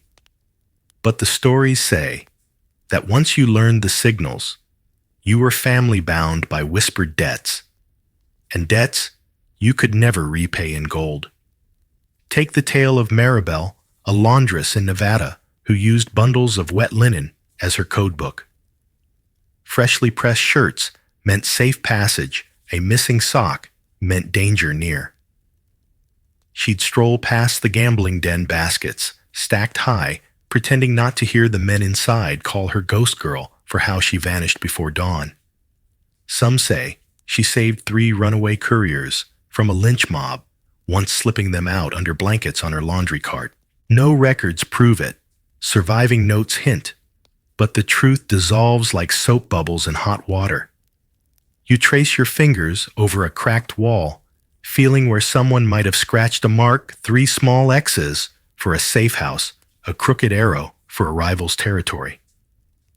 There's an odd thrill to imagining a child pressing a thumbprint into soft mud behind a privy, trusting that mark to hold back betrayal for one more night. In some places, these signals outlasted the brothels themselves. Long after the girls packed up their rouge tins and the barkeep sold their last shot of cheap gin, you might still find an old barn door, marked with an ancient symbol, half forgotten, half feared. Locals might laugh if you asked about it, or they might close the door a little faster. Some scholars claim these simple codes even traveled east tucked into letters and sly gestures between housemaids and porters, carrying whispers of faraway frontier secrets into the marble hallways of cities that pretended to be above such things. So the next time you see a flickering lamp in an upstairs window, or a pie cooling in a place, it shouldn't be let your mind wander back to the night couriers who turned everyday scraps into secret languages. The brothels are gone, the runners too. But if you listen to the right silence, you might hear a soft cough, a slow tap on glass, and a promise that some secrets still slip between shadows. The trail of secrets doesn't stop at the edge of town. If you follow the hoofbeats echoing down dusty trails, you'll find that some brothel couriers were bold enough to link their hidden errands to the grandest mail route of them all, the Pony Express. It's an odd thought. Scrappy laundry boys and apron-clad girls brushing shoulders with wiry horsemen racing from Missouri to California, all to keep whispers alive that no one dared write down in polite ledgers. Imagine a dusk-lit stable behind a weathered saloon. A courier barely 15 tugs at the bridle of a borrowed pony. He's no official express rider, no shiny badge or uniform hat. Just a battered coat, patched boots, and a pocket full of coated slips. When the barroom talk turns sour, or a sheriff grows too nosy, these kids vanished into the prairie dusk, tucking secret messages beneath saddle blankets, or hidden in the linings of crusty old bedrolls. Historians still bicker over whether this really happened, or if it's just the kind of frontier myth that blooms in the gaps between truth and tall tale. You can almost see it, a boy perched on a fence rail behind a way station, waiting for the clatter of approaching hooves. A quick swap of a letter, a whispered warning, then back to the shadows before any station master asks too many questions. Official Pony Express records never mention these ghost riders. Why would they? The bosses had enough trouble keeping horses fed and riders alive without recording the half-legal errands of hidden couriers slipping forbidden words into legitimate mailbags. Take old stories from Salt Lake City. Some say a madam named Miss Cora paid top coin to station hands who looked the other way, while a sealed note passed from a whistling farm boy to a dust-caked courier swapping mounts for the night run. Rumors claim that note once stopped a land grab in its tracks, exposing a bribe before it reached a judge's pocket. Some scholars remain unconvinced, arguing that no evidence survives. But then again, secrets like these were never meant for tidy archives. If you stand under a lone telegraph pole somewhere in Nevada's open plains, you might feel it a gust of wind, carrying the faint memory of hooves, the squeak of leather saddles, and the hush of secrets folded in oilskin. These kid couriers relied on the Pony Express's speed to move whispers that couldn't wait for safe daylight passage through gossiping towns. And sometimes, the same horse that carried a government dispatch also carried a lover's warning or a madam's threat. Oddly enough, the express itself only lasted about 18 months, too expensive, too risky, too wild to tame for long. But its spirit lingers tangled up with these untold errands. Maybe the brothel couriers borrowed the same logic move: fast stay, invisible, and never write down more than you dare confess out loud. It's a comforting paradox. The same lonely trails that carried presidents' orders and gold rush dreams also hid a smaller, dirtier traffic of secrets borne by people no one cared to remember. Or maybe they did remember and chose to let the stories drift like dust across the plains. So next time you picture the Pony Express, a horse leaping over a dry creek bed at dawn, don't forget the boy crouched behind the water trough, slipping a folded note into a stranger's saddlebag. The official rider spurs on, never turning back, and the courier melts into the shadows behind the barn. If you listen closely, you might hear his quick footsteps fading into the brush, his secret safe for another mile. If you peek inside the stitched seams of an old corset, or run your hand along the inside of a battered boot left by a saloon door, you might find more than just sweat and stray tobacco crumbs. These secret couriers didn't just carry gossip in plain sight. They turned their own clothing and gear into clever hideaways, smuggling messages so small and dangerous they'd vanish at a single spark from a match. Picture this: a young girl tightening the laces of her corset in a dimly lit back room, her fingers deftly slipping a paper scrap between the stiffened stays. She walks straight through the front parlor, chin high, no one suspecting the folded promise pressed warm against her ribs. Or think of a stable boy, his boot heel hollowed just enough to tuck in a note wrapped in oilcloth. He might stomp it against the floor if trouble knocks one sharp kick to crush the evidence under his own heel. Historians still argue about how widespread these tricks were. Some say they were rare, a desperate measure for desperate nights. Others claim brothel madams taught their couriers to hide paper as naturally as they learned to braid hair or carry trays. Either way, the legends linger like stubborn stains no washhouse ever scrubbed clean. There's an old story from a dusty Texas rail stop about a courier called Penny, so named because she sewed a single coin into the lining of her boots to pay off any drunk who got too nosy. She'd slip in and out of gambling halls, dropping secrets like breadcrumbs behind her. One letter she carried was said to contain the name of a lawman on the take. It never made it caught in her boot when she was forced to flee across the border. Some say Penny lived out her days as a cook in Mexico, her boots still stitched with scraps no one ever found. You can almost feel the itch of a hidden paper as you imagine these couriers riding double on a borrowed pony or ducking behind the barrels stacked by the back kitchen door. The saddlebag trick was a classic wedge, a folded note between a horse's rough feed cloth and the leather flap. A rider could pass through 3 towns before tugging it free behind a wind-battered barn. Some swear these messages even crossed state lines, warnings and betrayals, and whispered debts stuffed under oats and saddles, while the horse snorted and stamped none the wiser. Surviving records offer conflicting accounts. Some lawmen claimed they knew these tricks all along, turning a blind eye in exchange for hush money or favors when the right secret crossed their desk.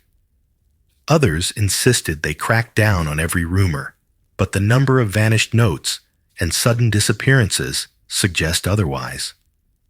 The next time you lace a shoe or button up a stiff collar, pause for a heartbeat. Think of those stitched seams and hidden pockets. Picture the flick of a wrist tucking away a folded betrayal that could end a man's freedom or a woman's livelihood in a heartbeat. These scraps of paper didn't just carry words.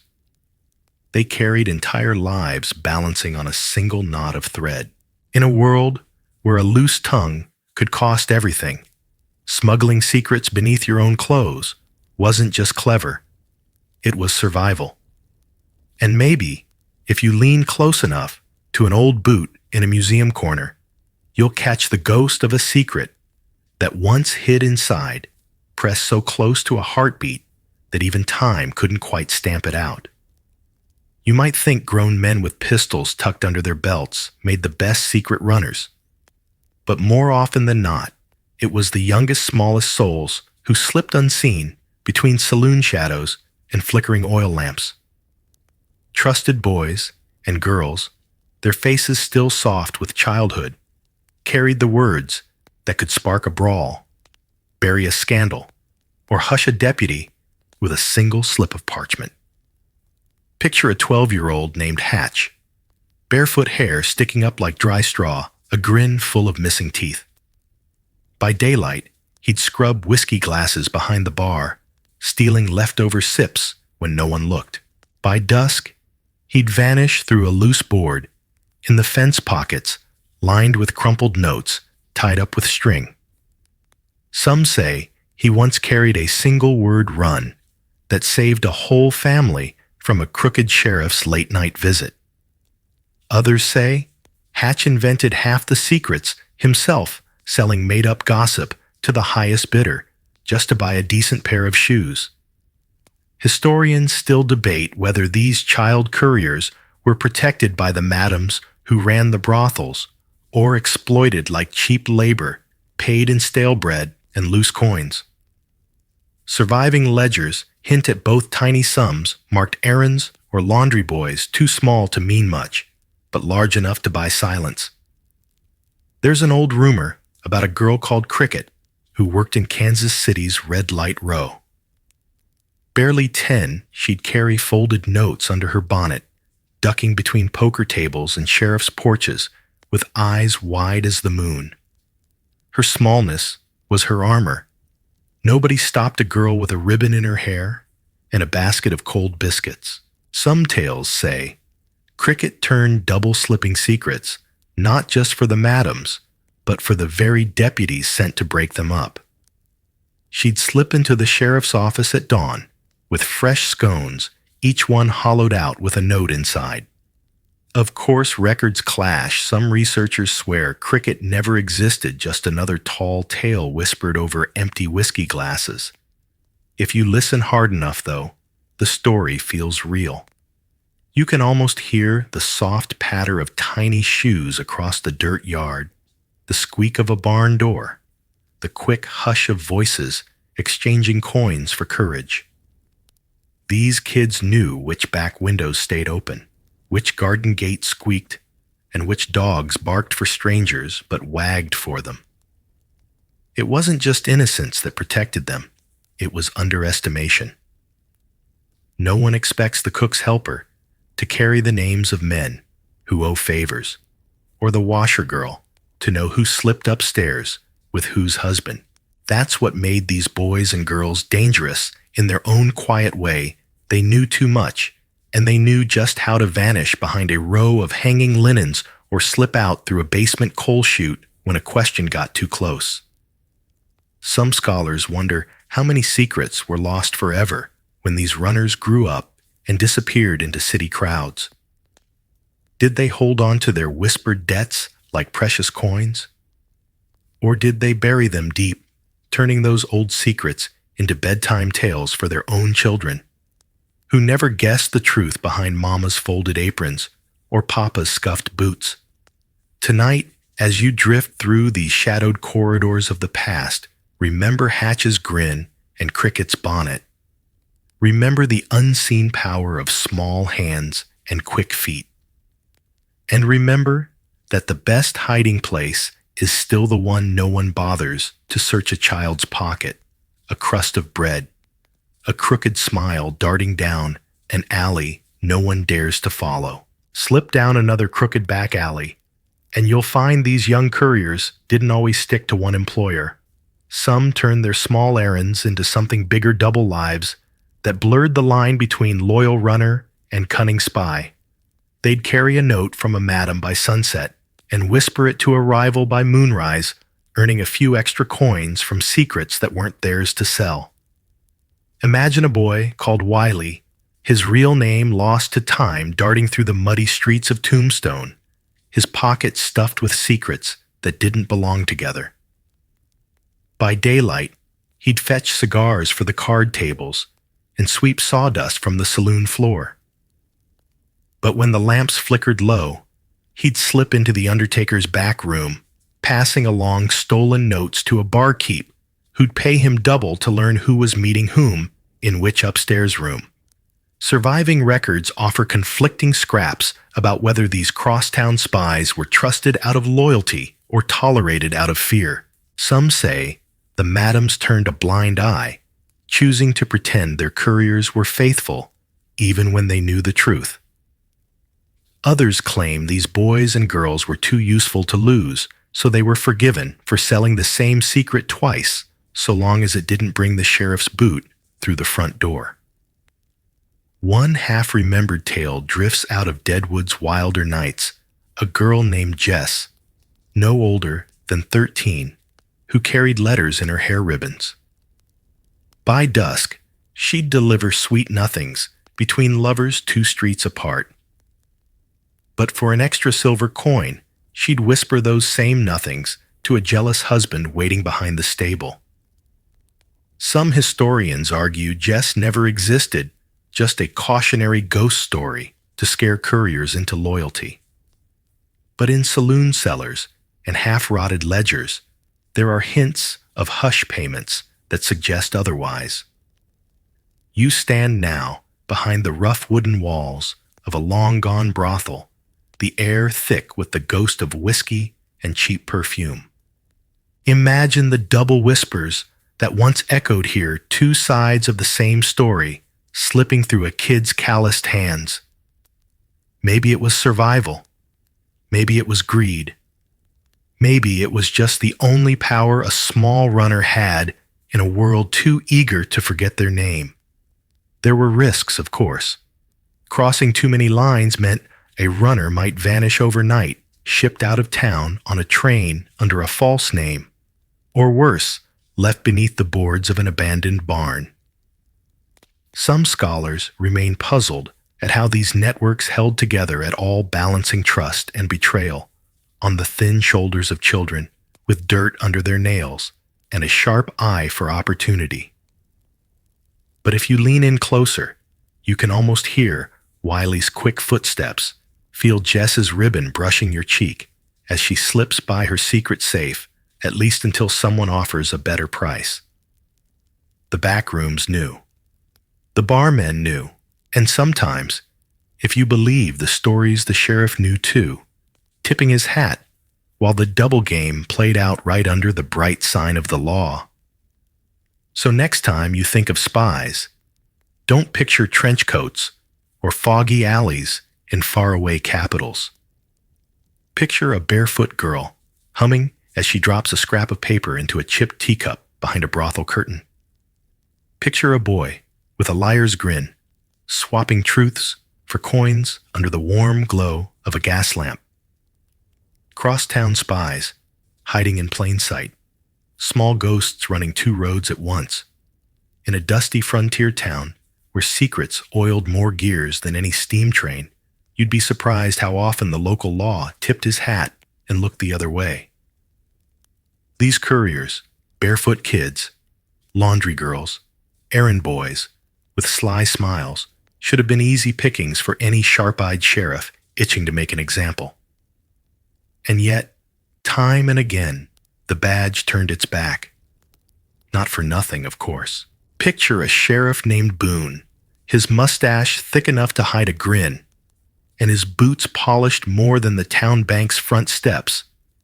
He'd stroll through the back alleys behind Miss Callie's parlor, pretending not to notice a half-grown boy slipping out the side gate with a bundle of suspiciously crisp linen. Some say Boone got a tidy envelope every Friday, hush money folded neat, alongside a promise that the secrets staying hidden were worth more than the trouble of making arrests. Historians still argue whether these deals were struck in smoky backrooms or out on the open street.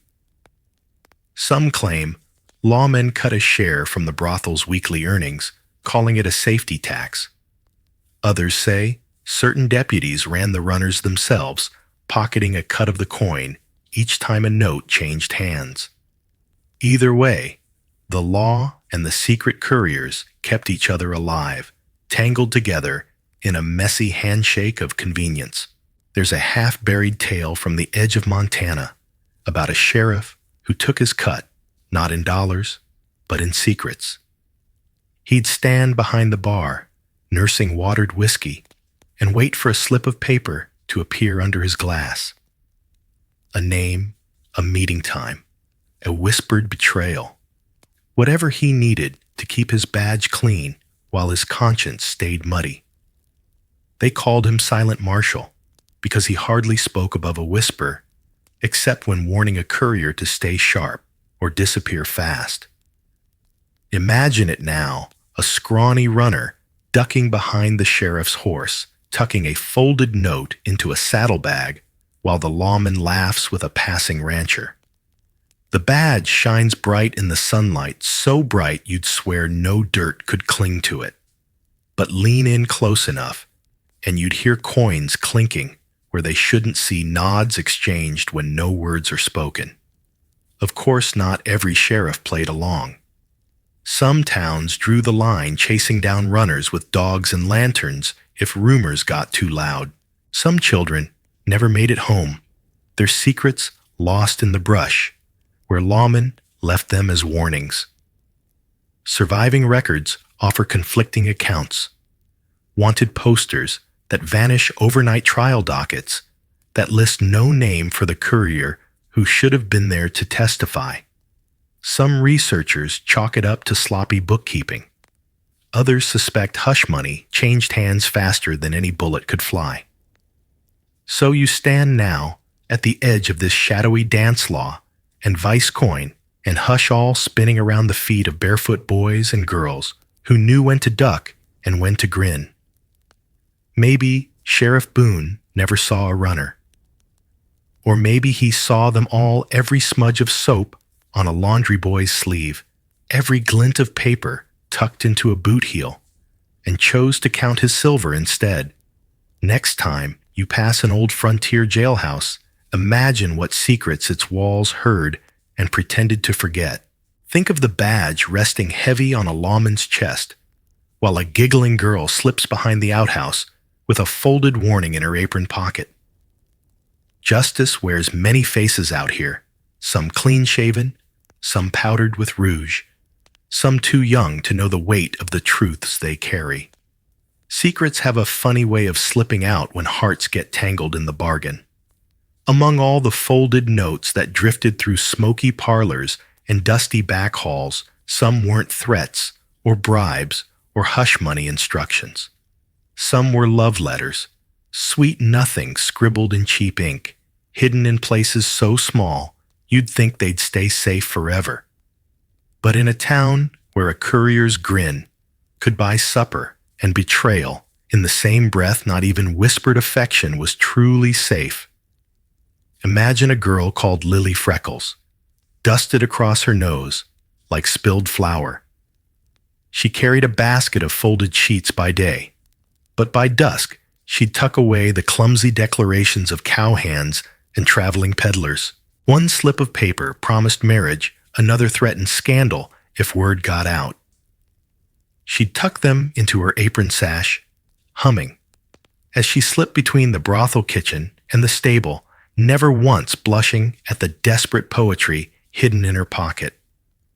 Historians still argue how many affairs these couriers uncovered just by being in the right alley at the wrong time. Some say the runners never read the letters they carried loyal to a fault. Others swear they knew every word, every secret nickname, every vow broken before the ink even dried. And when temptation came knocking, when a rival madam or a suspicious spouse offered a coin or two to peek inside those folded pages, some small hands trembled before giving in. One of the most whispered tales drifts out of Wichita, where a boy nicknamed Blue stole an entire stack of hidden love notes meant for a wealthy rancher's mistress. He didn't just deliver them, he sold them, first to a jealous wife, then to the local paper's nosiest gossip, and finally to the rival rancher who turned scandal into a tidy bit of blackmail. The result? A shotgun wedding that nobody wanted and a bruised bride who vanished by winter's end. Some scholars remain puzzled if Blue was real, or just a lesson passed from one madam to the next. Trust your runners, but never let them know too much. You lean against a worn fence post, now picturing that stolen slip of paper, frayed at the corners, ink blurred by sweaty palms and midnight rain. Maybe it was a love note that should have been read only by candlelight. Maybe it was a whispered promise of a train ticket west away from a husband's fists or a sheriff's sly smile. But in the hands of a careless or greedy courier, that secret love bloomed into open shame. It's easy to blame the kids, but think of the weight they carried for pennies and stale bread. Too young to read a proper book, yet trusted with words that could ruin lives. Some never betrayed a single secret loyal till their last run. Others like Blue. If Blue ever breathed real air, turned trust into coin when the night got cold and their pockets were too light for supper. So next time you pass by a yellowed love letter tucked in a museum's glass case, wonder whose fingers once carried it through a moonlit alley, whose breath hovered over ink still damp with stolen promises. And wonder, too, did they ever regret cracking the seal? Or did they grin all the way to the saloon door, coins jingling while a scandal bloomed behind them? In this hush of forgotten hallways, love letters and betrayals often wore the same smirk. All it took was a crooked grin, a careless whisper, and a note that should have stayed safe between two hearts until small hands found a better price for it under flickering lamplight. Not every runner kept their secrets tight to the grave. When easy coin brushed against hunger or fear, a few couriers learned that flipping a secret could be worth more than delivering it. Betrayals and blackmail grew like weeds between swinging saloon doors and muddy backyards, watered by desperate kids who knew which scraps of paper were worth a pocketful of silver, and which could shatter a reputation before the next sun came up. Picture a boy named Kip, no taller than a bar stool, always hanging near the back door, where the poker players spat tobacco and argued over whose gun was bigger. By day, Kip carried bottles to the parlor and swept sawdust from the floors. But by night, he'd slip folded messages from the madam's desk when no one was looking. Love notes, hush orders, threats scribbled in quick, shaky hands. Then, with a sly grin, he'd sell them to the highest bidder behind the old livery stable. Historians still clash over how widespread this betrayal game really was.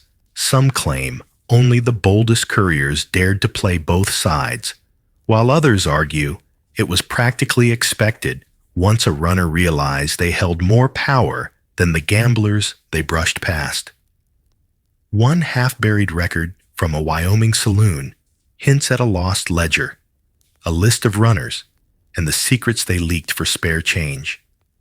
If it ever existed, it vanished faster than any sheriff's promise of protection. Take the story of Little May, who worked the row of saloons in El Paso. Just 12, she'd deliver a note to a lover in room 3, then double back through the side alley and sell a copy to the jealous wife waiting behind the kitchen door. Some say May used her coin to pay off a debt her father left behind. Others claim she just liked the thrill, pocketing silver, while watching grown men sweat at the thought of a secret gone sour. Researchers continue to debate if May was caught in the end, or if she rode out of town on a freight car pockets, jingling with hush money. It wasn't always greed that turned couriers rogue. Sometimes it was fear of a rival runner, a suspicious deputy, or a madam's cold stare when a secret slipped out. Better to sell the secret first than be the one blamed for losing it. Better to betray than be left face down in a dry creek bed because someone else's words turned dangerous. You stand now in a narrow hallway that no longer exists, imagining the soft creak of boots on warped floorboards, a child's whisper to a half-drunk barkeep. The deal is quick: a silver coin, a promise to stay silent, a name sold for the price of a warm supper and a dry blanket. Some scholars argue these betrayals barely dented the larger networks, that the secrets were too many, the couriers too small to matter much in the grand scheme. But the rumors say otherwise. One stolen note could topple a marriage spark a brawl, or put a sheriff's bribe square in the town gossip's mouth by sunrise. A single scrap of paper turned traitor by a runner's sly grin. So next time you imagine these hidden couriers as harmless shadows in the night, remember Kip's grubby fingers slipping notes under a hay bale. May's quick eyes peeking through the parlor curtains, always weighing the price of loyalty against an empty belly.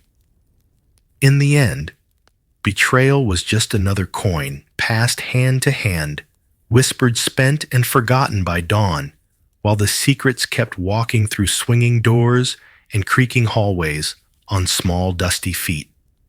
Secrets need more than a sly grin and a quick hand to stay hidden. They need an escape route, a bolt hole when boots pound too close behind. For brothel couriers with pockets full of dangerous whispers, nowhere was safe for long. So they carved out a second map of the town, one made of barns, haylofts, cellar doors, and crumbling sheds, places no deputy or rival dared to search too hard. Picture a boy named Rooster, thin as a fence rail and twice as quick.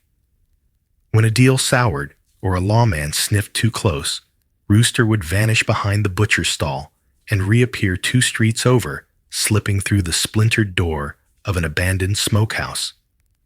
If you'd trailed him by lantern light, you might have seen him wedge himself between flour sacks in a miller's loft secrets, tucked against his chest, while he waited for the danger to blow past like prairie dust. Historians still bicker about how organized these safe routes really were. Some claim every runner knew them by heart, an unspoken map passed down in whispers between laundry baskets and stable doors. Others say it was all instinct and luck, couriers ducking where they could, praying the door they found wasn't already bolted by another scared soul. Surviving police logs hint at raids on barns that turned up nothing but straw and a single boot print, too small for any outlaw's foot. One tale floats out of a Missouri river town, where a girl called Maple hid whole nights inside a church cellar. By day, she'd run notes between rival gamblers. By night, she'd slip beneath loose floorboards, curled up next to barrels of dusty communion wine.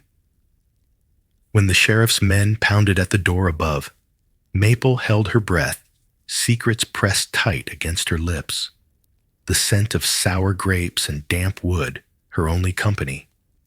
Some scholars remain puzzled by how many safe houses were complicit. Did the church know? Did the butcher? Or did they all just turn away when a skinny courier slipped through their back door eyes, wide and trembling? You stand now in the darkness of a rickety barn, beams sagging overhead. Imagine the hush-muffled hooves, shifting mice rustling in old straw, the faint scrape of a hidden door in the floorboards. If you close your eyes, you can almost hear Rooster's breathing, Maple's heartbeat secrets beating louder than any deputy's knock at the front gate. Some safe houses were as simple as an unlocked tool shed, a cellar beneath a kindly cook's kitchen, a hay cart pushed tight against a stone wall. The trick wasn't the hiding place itself, it was knowing how to reach it unseen. A nod from a barmaid, a loose shutter behind the wash house, a single candle flickering in the barn window. These were the signs that told a runner where to vanish when the shadows grew teeth. There's no scholarly consensus on how many couriers slipped through these bolt holes only to reappear 3 towns over secrets still safe under ragged coats.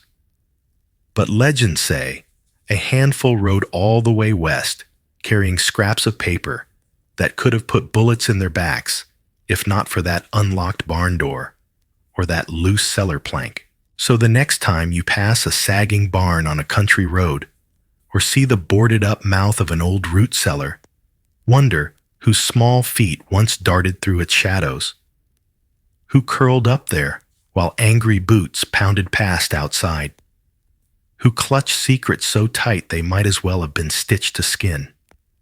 When you breathe that musty air, let it carry the echoes of the hidden paths and quiet bolt holes that turned a dozen ragged couriers into ghosts the law couldn't catch. A whisper in the wrong ear could cost a runner their life, so the couriers didn't just trust in hiding places and quick feet.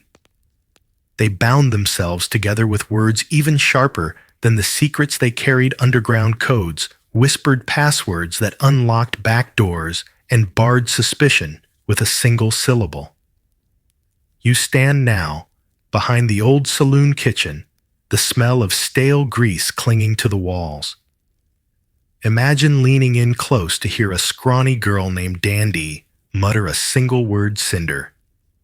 To most it's nonsense, but to the cook scraping gristle off tin plates, it's a sign she's safe to slip inside and rest behind the flour sacks. No code, no sanctuary. No sanctuary, no second run. Historians still argue whether these passphrases were invented by madams, or if they sprang up naturally, a survival trick whispered from older runners to fresh faces just learning to knot their apron strings. Some believe a single word could change every few weeks, tied to a stolen deck of cards or a broken comb left as a sign near the stables.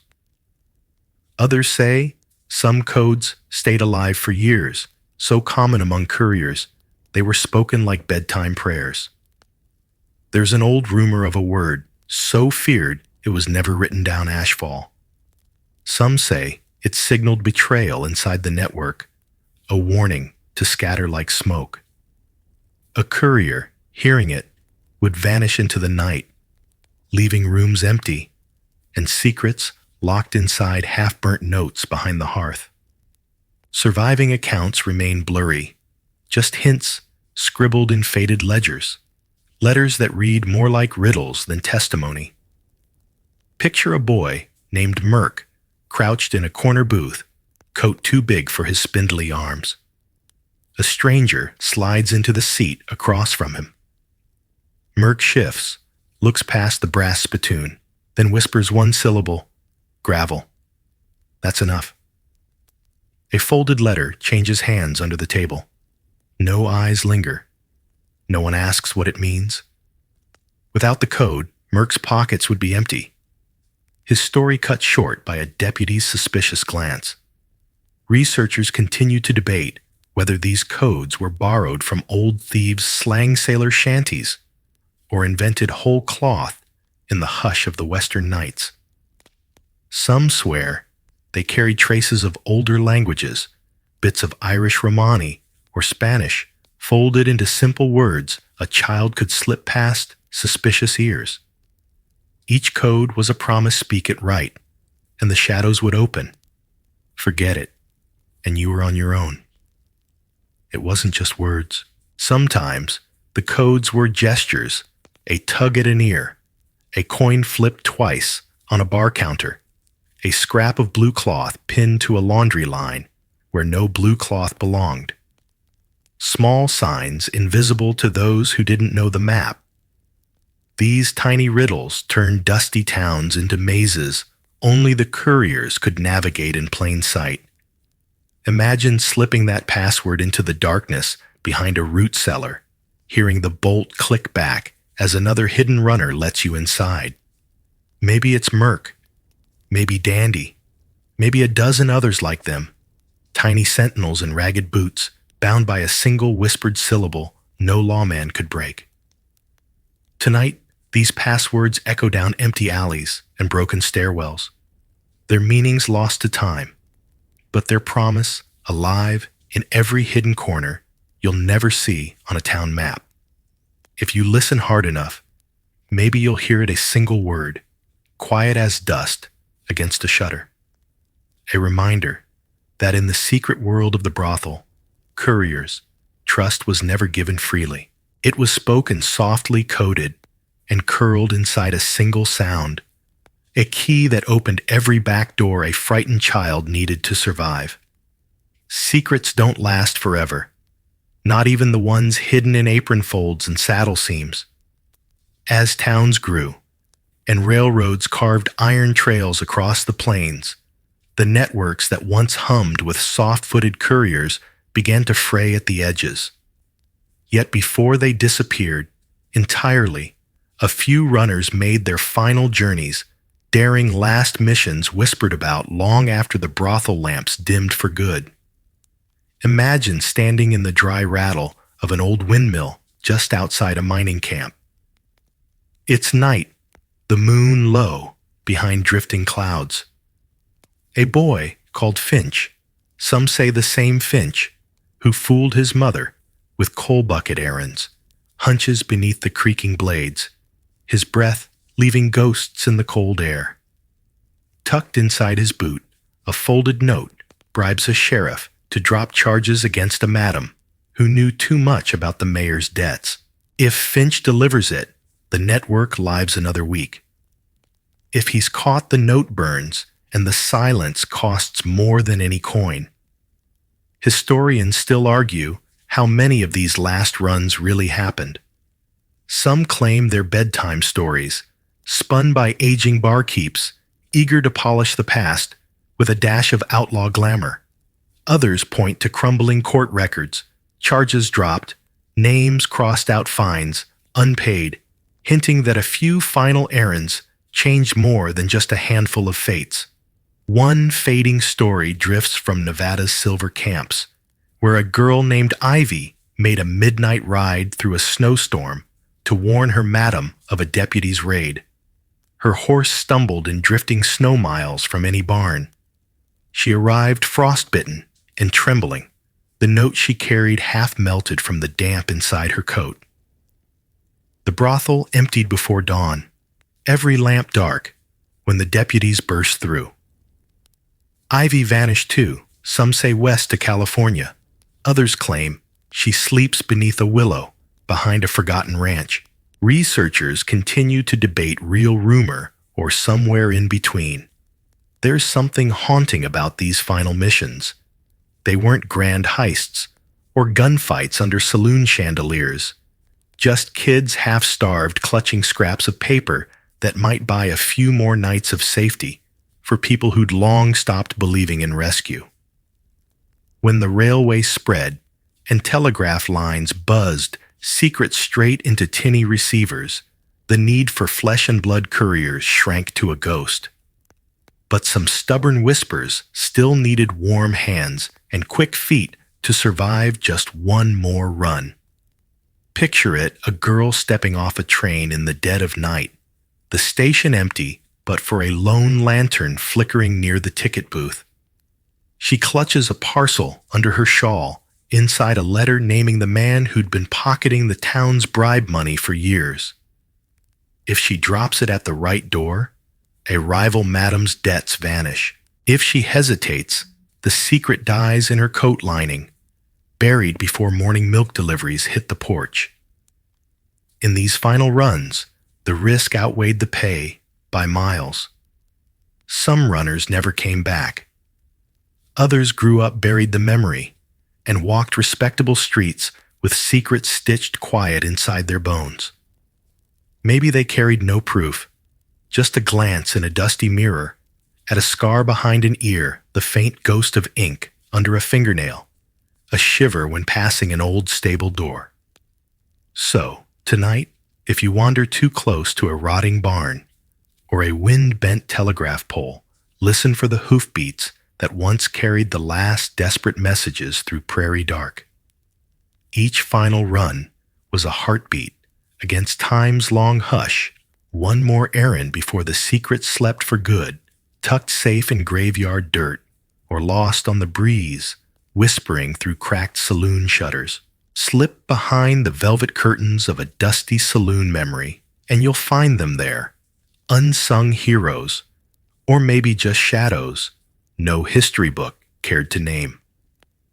For every gunfighter carved into dime novels and every outlaw sung about on broken porch steps, there were a dozen kids darting through muddy yards with secrets stuffed in boot heels. Their names rarely lingered on paper. Their stories flickered out as fast as the candle stubs they read them by. Picture a boy called Red, nicknamed for a ragged bandana that marked him as trusted by more than one madam in the back streets of Cheyenne. By day, Red fetched firewood, fed the cats behind the brothel kitchens, and wiped spilled whiskey from crooked poker tables. By dusk, he'd run coated scraps between rival gambling dens, his grin wide enough to hide how many secrets he balanced behind his teeth. Some say Red once carried a note that saved a saloon girl from a crooked sheriff's trumped-up charges, slipping her out of town in the back of a flower cart before dawn. Historians still puzzle over how many of these invisible couriers shaped moments no headline ever told. Some argue they were just kids, chasing easy coins, never grasping the weight of the folded words pressed against their ribs. Others insist they were the overlooked veins that kept towns from boiling over greasing bribes, masking affairs, smoothing rumors into something you could bury beneath dusty floorboards. There's a half-forgotten tale of three sisters in a New Mexico border town. They worked the wash house by daylight and moonlight, both pinning clean linen to the line while pinning coded notes beneath collars and apron ties. The oldest, Maria, ran secrets for 6 madams at once, no horse, no saddle, just blistered feet, and a talent for slipping through barn lofts when deputies came sniffing. Some say, when the wash house burned in a suspicious fire, she vanished into the desert with a stash of IOUs and hush money hidden inside a rusted biscuit tin. Researchers continue to debate whether the sisters really existed or if they've become ghostly stand-ins for all the nameless girls who balance secrets on scrubbed hands and broken fingernails. You stand now in an alley you can't find on any map. Feel the scratch of wood walls, smell the sour mix of gin and iron stove smoke. Maybe if you listen hard enough, you'll hear Red's feet scuff the dirt, or Maria's quiet breath behind the laundry line.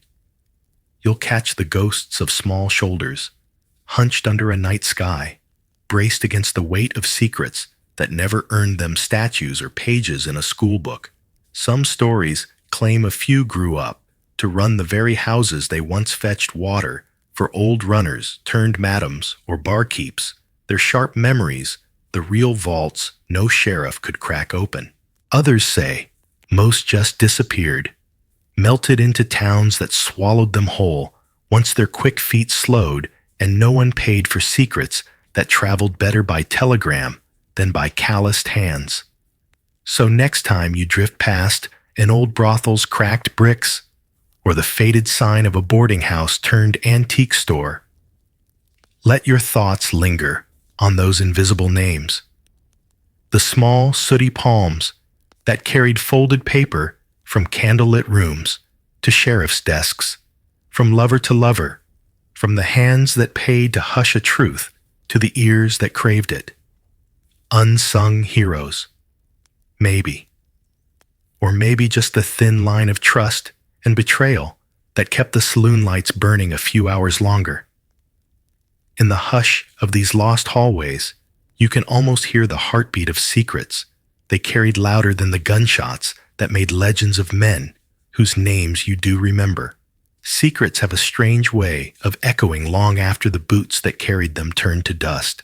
Maybe that's why the forgotten runners of brothel alleys keep slipping into stories they never signed up for, shadows tucked into dime novels and outlaw ballads, flickers of truth stitched into pop culture's fascination with the hidden underbelly of the Wild West. You sit now in the hush of your own room, picturing how these tiny couriers, boys with crooked grins and girls with laundry baskets bigger than their shoulders, morphed over the years into myths wearing bigger boots than they ever did in life.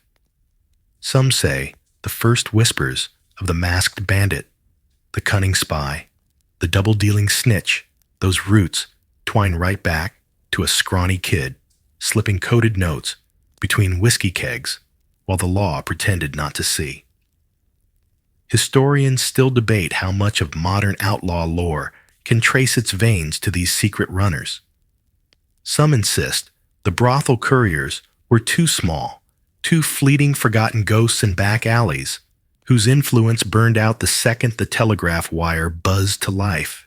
Others argue you can still hear them if you listen close enough in the winking anti-heroes of Western films, the cheeky sidekick who knows a guy, the quick-footed street kid who slips a hero the secret key to the next door.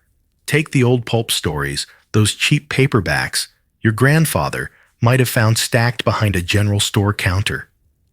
Flip through enough pages, and you'll spot the ghosts, a stable boy who overhears too much and sells it for whiskey money. A laundress who runs coded messages past gunmen faster than a bullet. A teenage errand girl who knows which sheriff's boots are clean because she's the one who polishes them while he whispers orders he'd never say in daylight. The roots are there, hidden under layers of made-up grit and romance. There's a half-buried rumor that one early Western serial, some lost silent film flickering in dusty archives, lifted an entire plot from a real frontier runner's final betrayal. A story about a boy named Wiley. Or maybe he went by Hatch, or Blue, or none of those at all. History smudges names, like chalk on a saloon board. The plot spins the tale of a kid who plays every side for a silver coin, and in the end, vanishes into the desert, with nothing but a stolen horse and a secret never spoken aloud. Researchers can't prove it reals, lost scripts, burned, but sometimes legends slip through the cracks on purpose.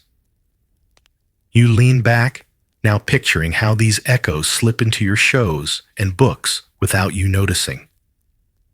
The smooth-talking informant in a slick crime drama, the double agent who switches sides twice before the final frame, the kid in the corner booth who knows exactly which rumor to sell. All distant cousins of laundry boys and kitchen girls who once vanished into barns with scraps of paper tucked in their apron hems. No scholarly consensus will ever pin them down. Some say good riddance, let the shadows keep what the shadows built. Others lean closer to the flicker of old film reels and the rustle of yellowed pages, chasing each whisper back down the back alley of time. So next time you watch an outlaw ride off under a bleeding sunset, or a sly sidekick slip a hero, a note that turns the plot upside down, tip your hat quietly to the invisible runners behind it all. No gravestones, no statues, just a line of footprints in the dust, trailing behind stories you'll keep hearing long after you drift off tonight. So here we are, at the quiet end of a tale spun through dusty alleys, creaking floorboards, and secrets small enough to hide in a child's pocket. Let your mind settle on the soft hush of those unseen couriers, barefoot boys, sly girls, basket carriers, apron, tuckers, ghosts of back doors, and barn lofts who ferried whispers through saloon nights so you could drift through their echoes now. Breathe in the scent of old wood, stale whiskey, and the faint sweetness of stolen letters folded deep in hidden seams. Let it fade. The hoofbeats, the coughs, and secret taps on lamplight glass, they're all softer now, buried under time's blanket of dust and stories half remembered. You don't have to carry any secrets tonight. Just the gentle thought that once the smallest voices moved the loudest rumors through a restless frontier, then vanished like candle smoke before dawn. They're still here if you listen, folded between floorboards and pages, waiting for someone half awake to wonder who they were and what they kept hidden. If you'd like to come back for more untold corners of forgotten nights, you're welcome to slip back here anytime. Quietly. No passwords needed, no folded notes exchanged. Just bring your sleepy curiosity and a mind ready to wander old trails.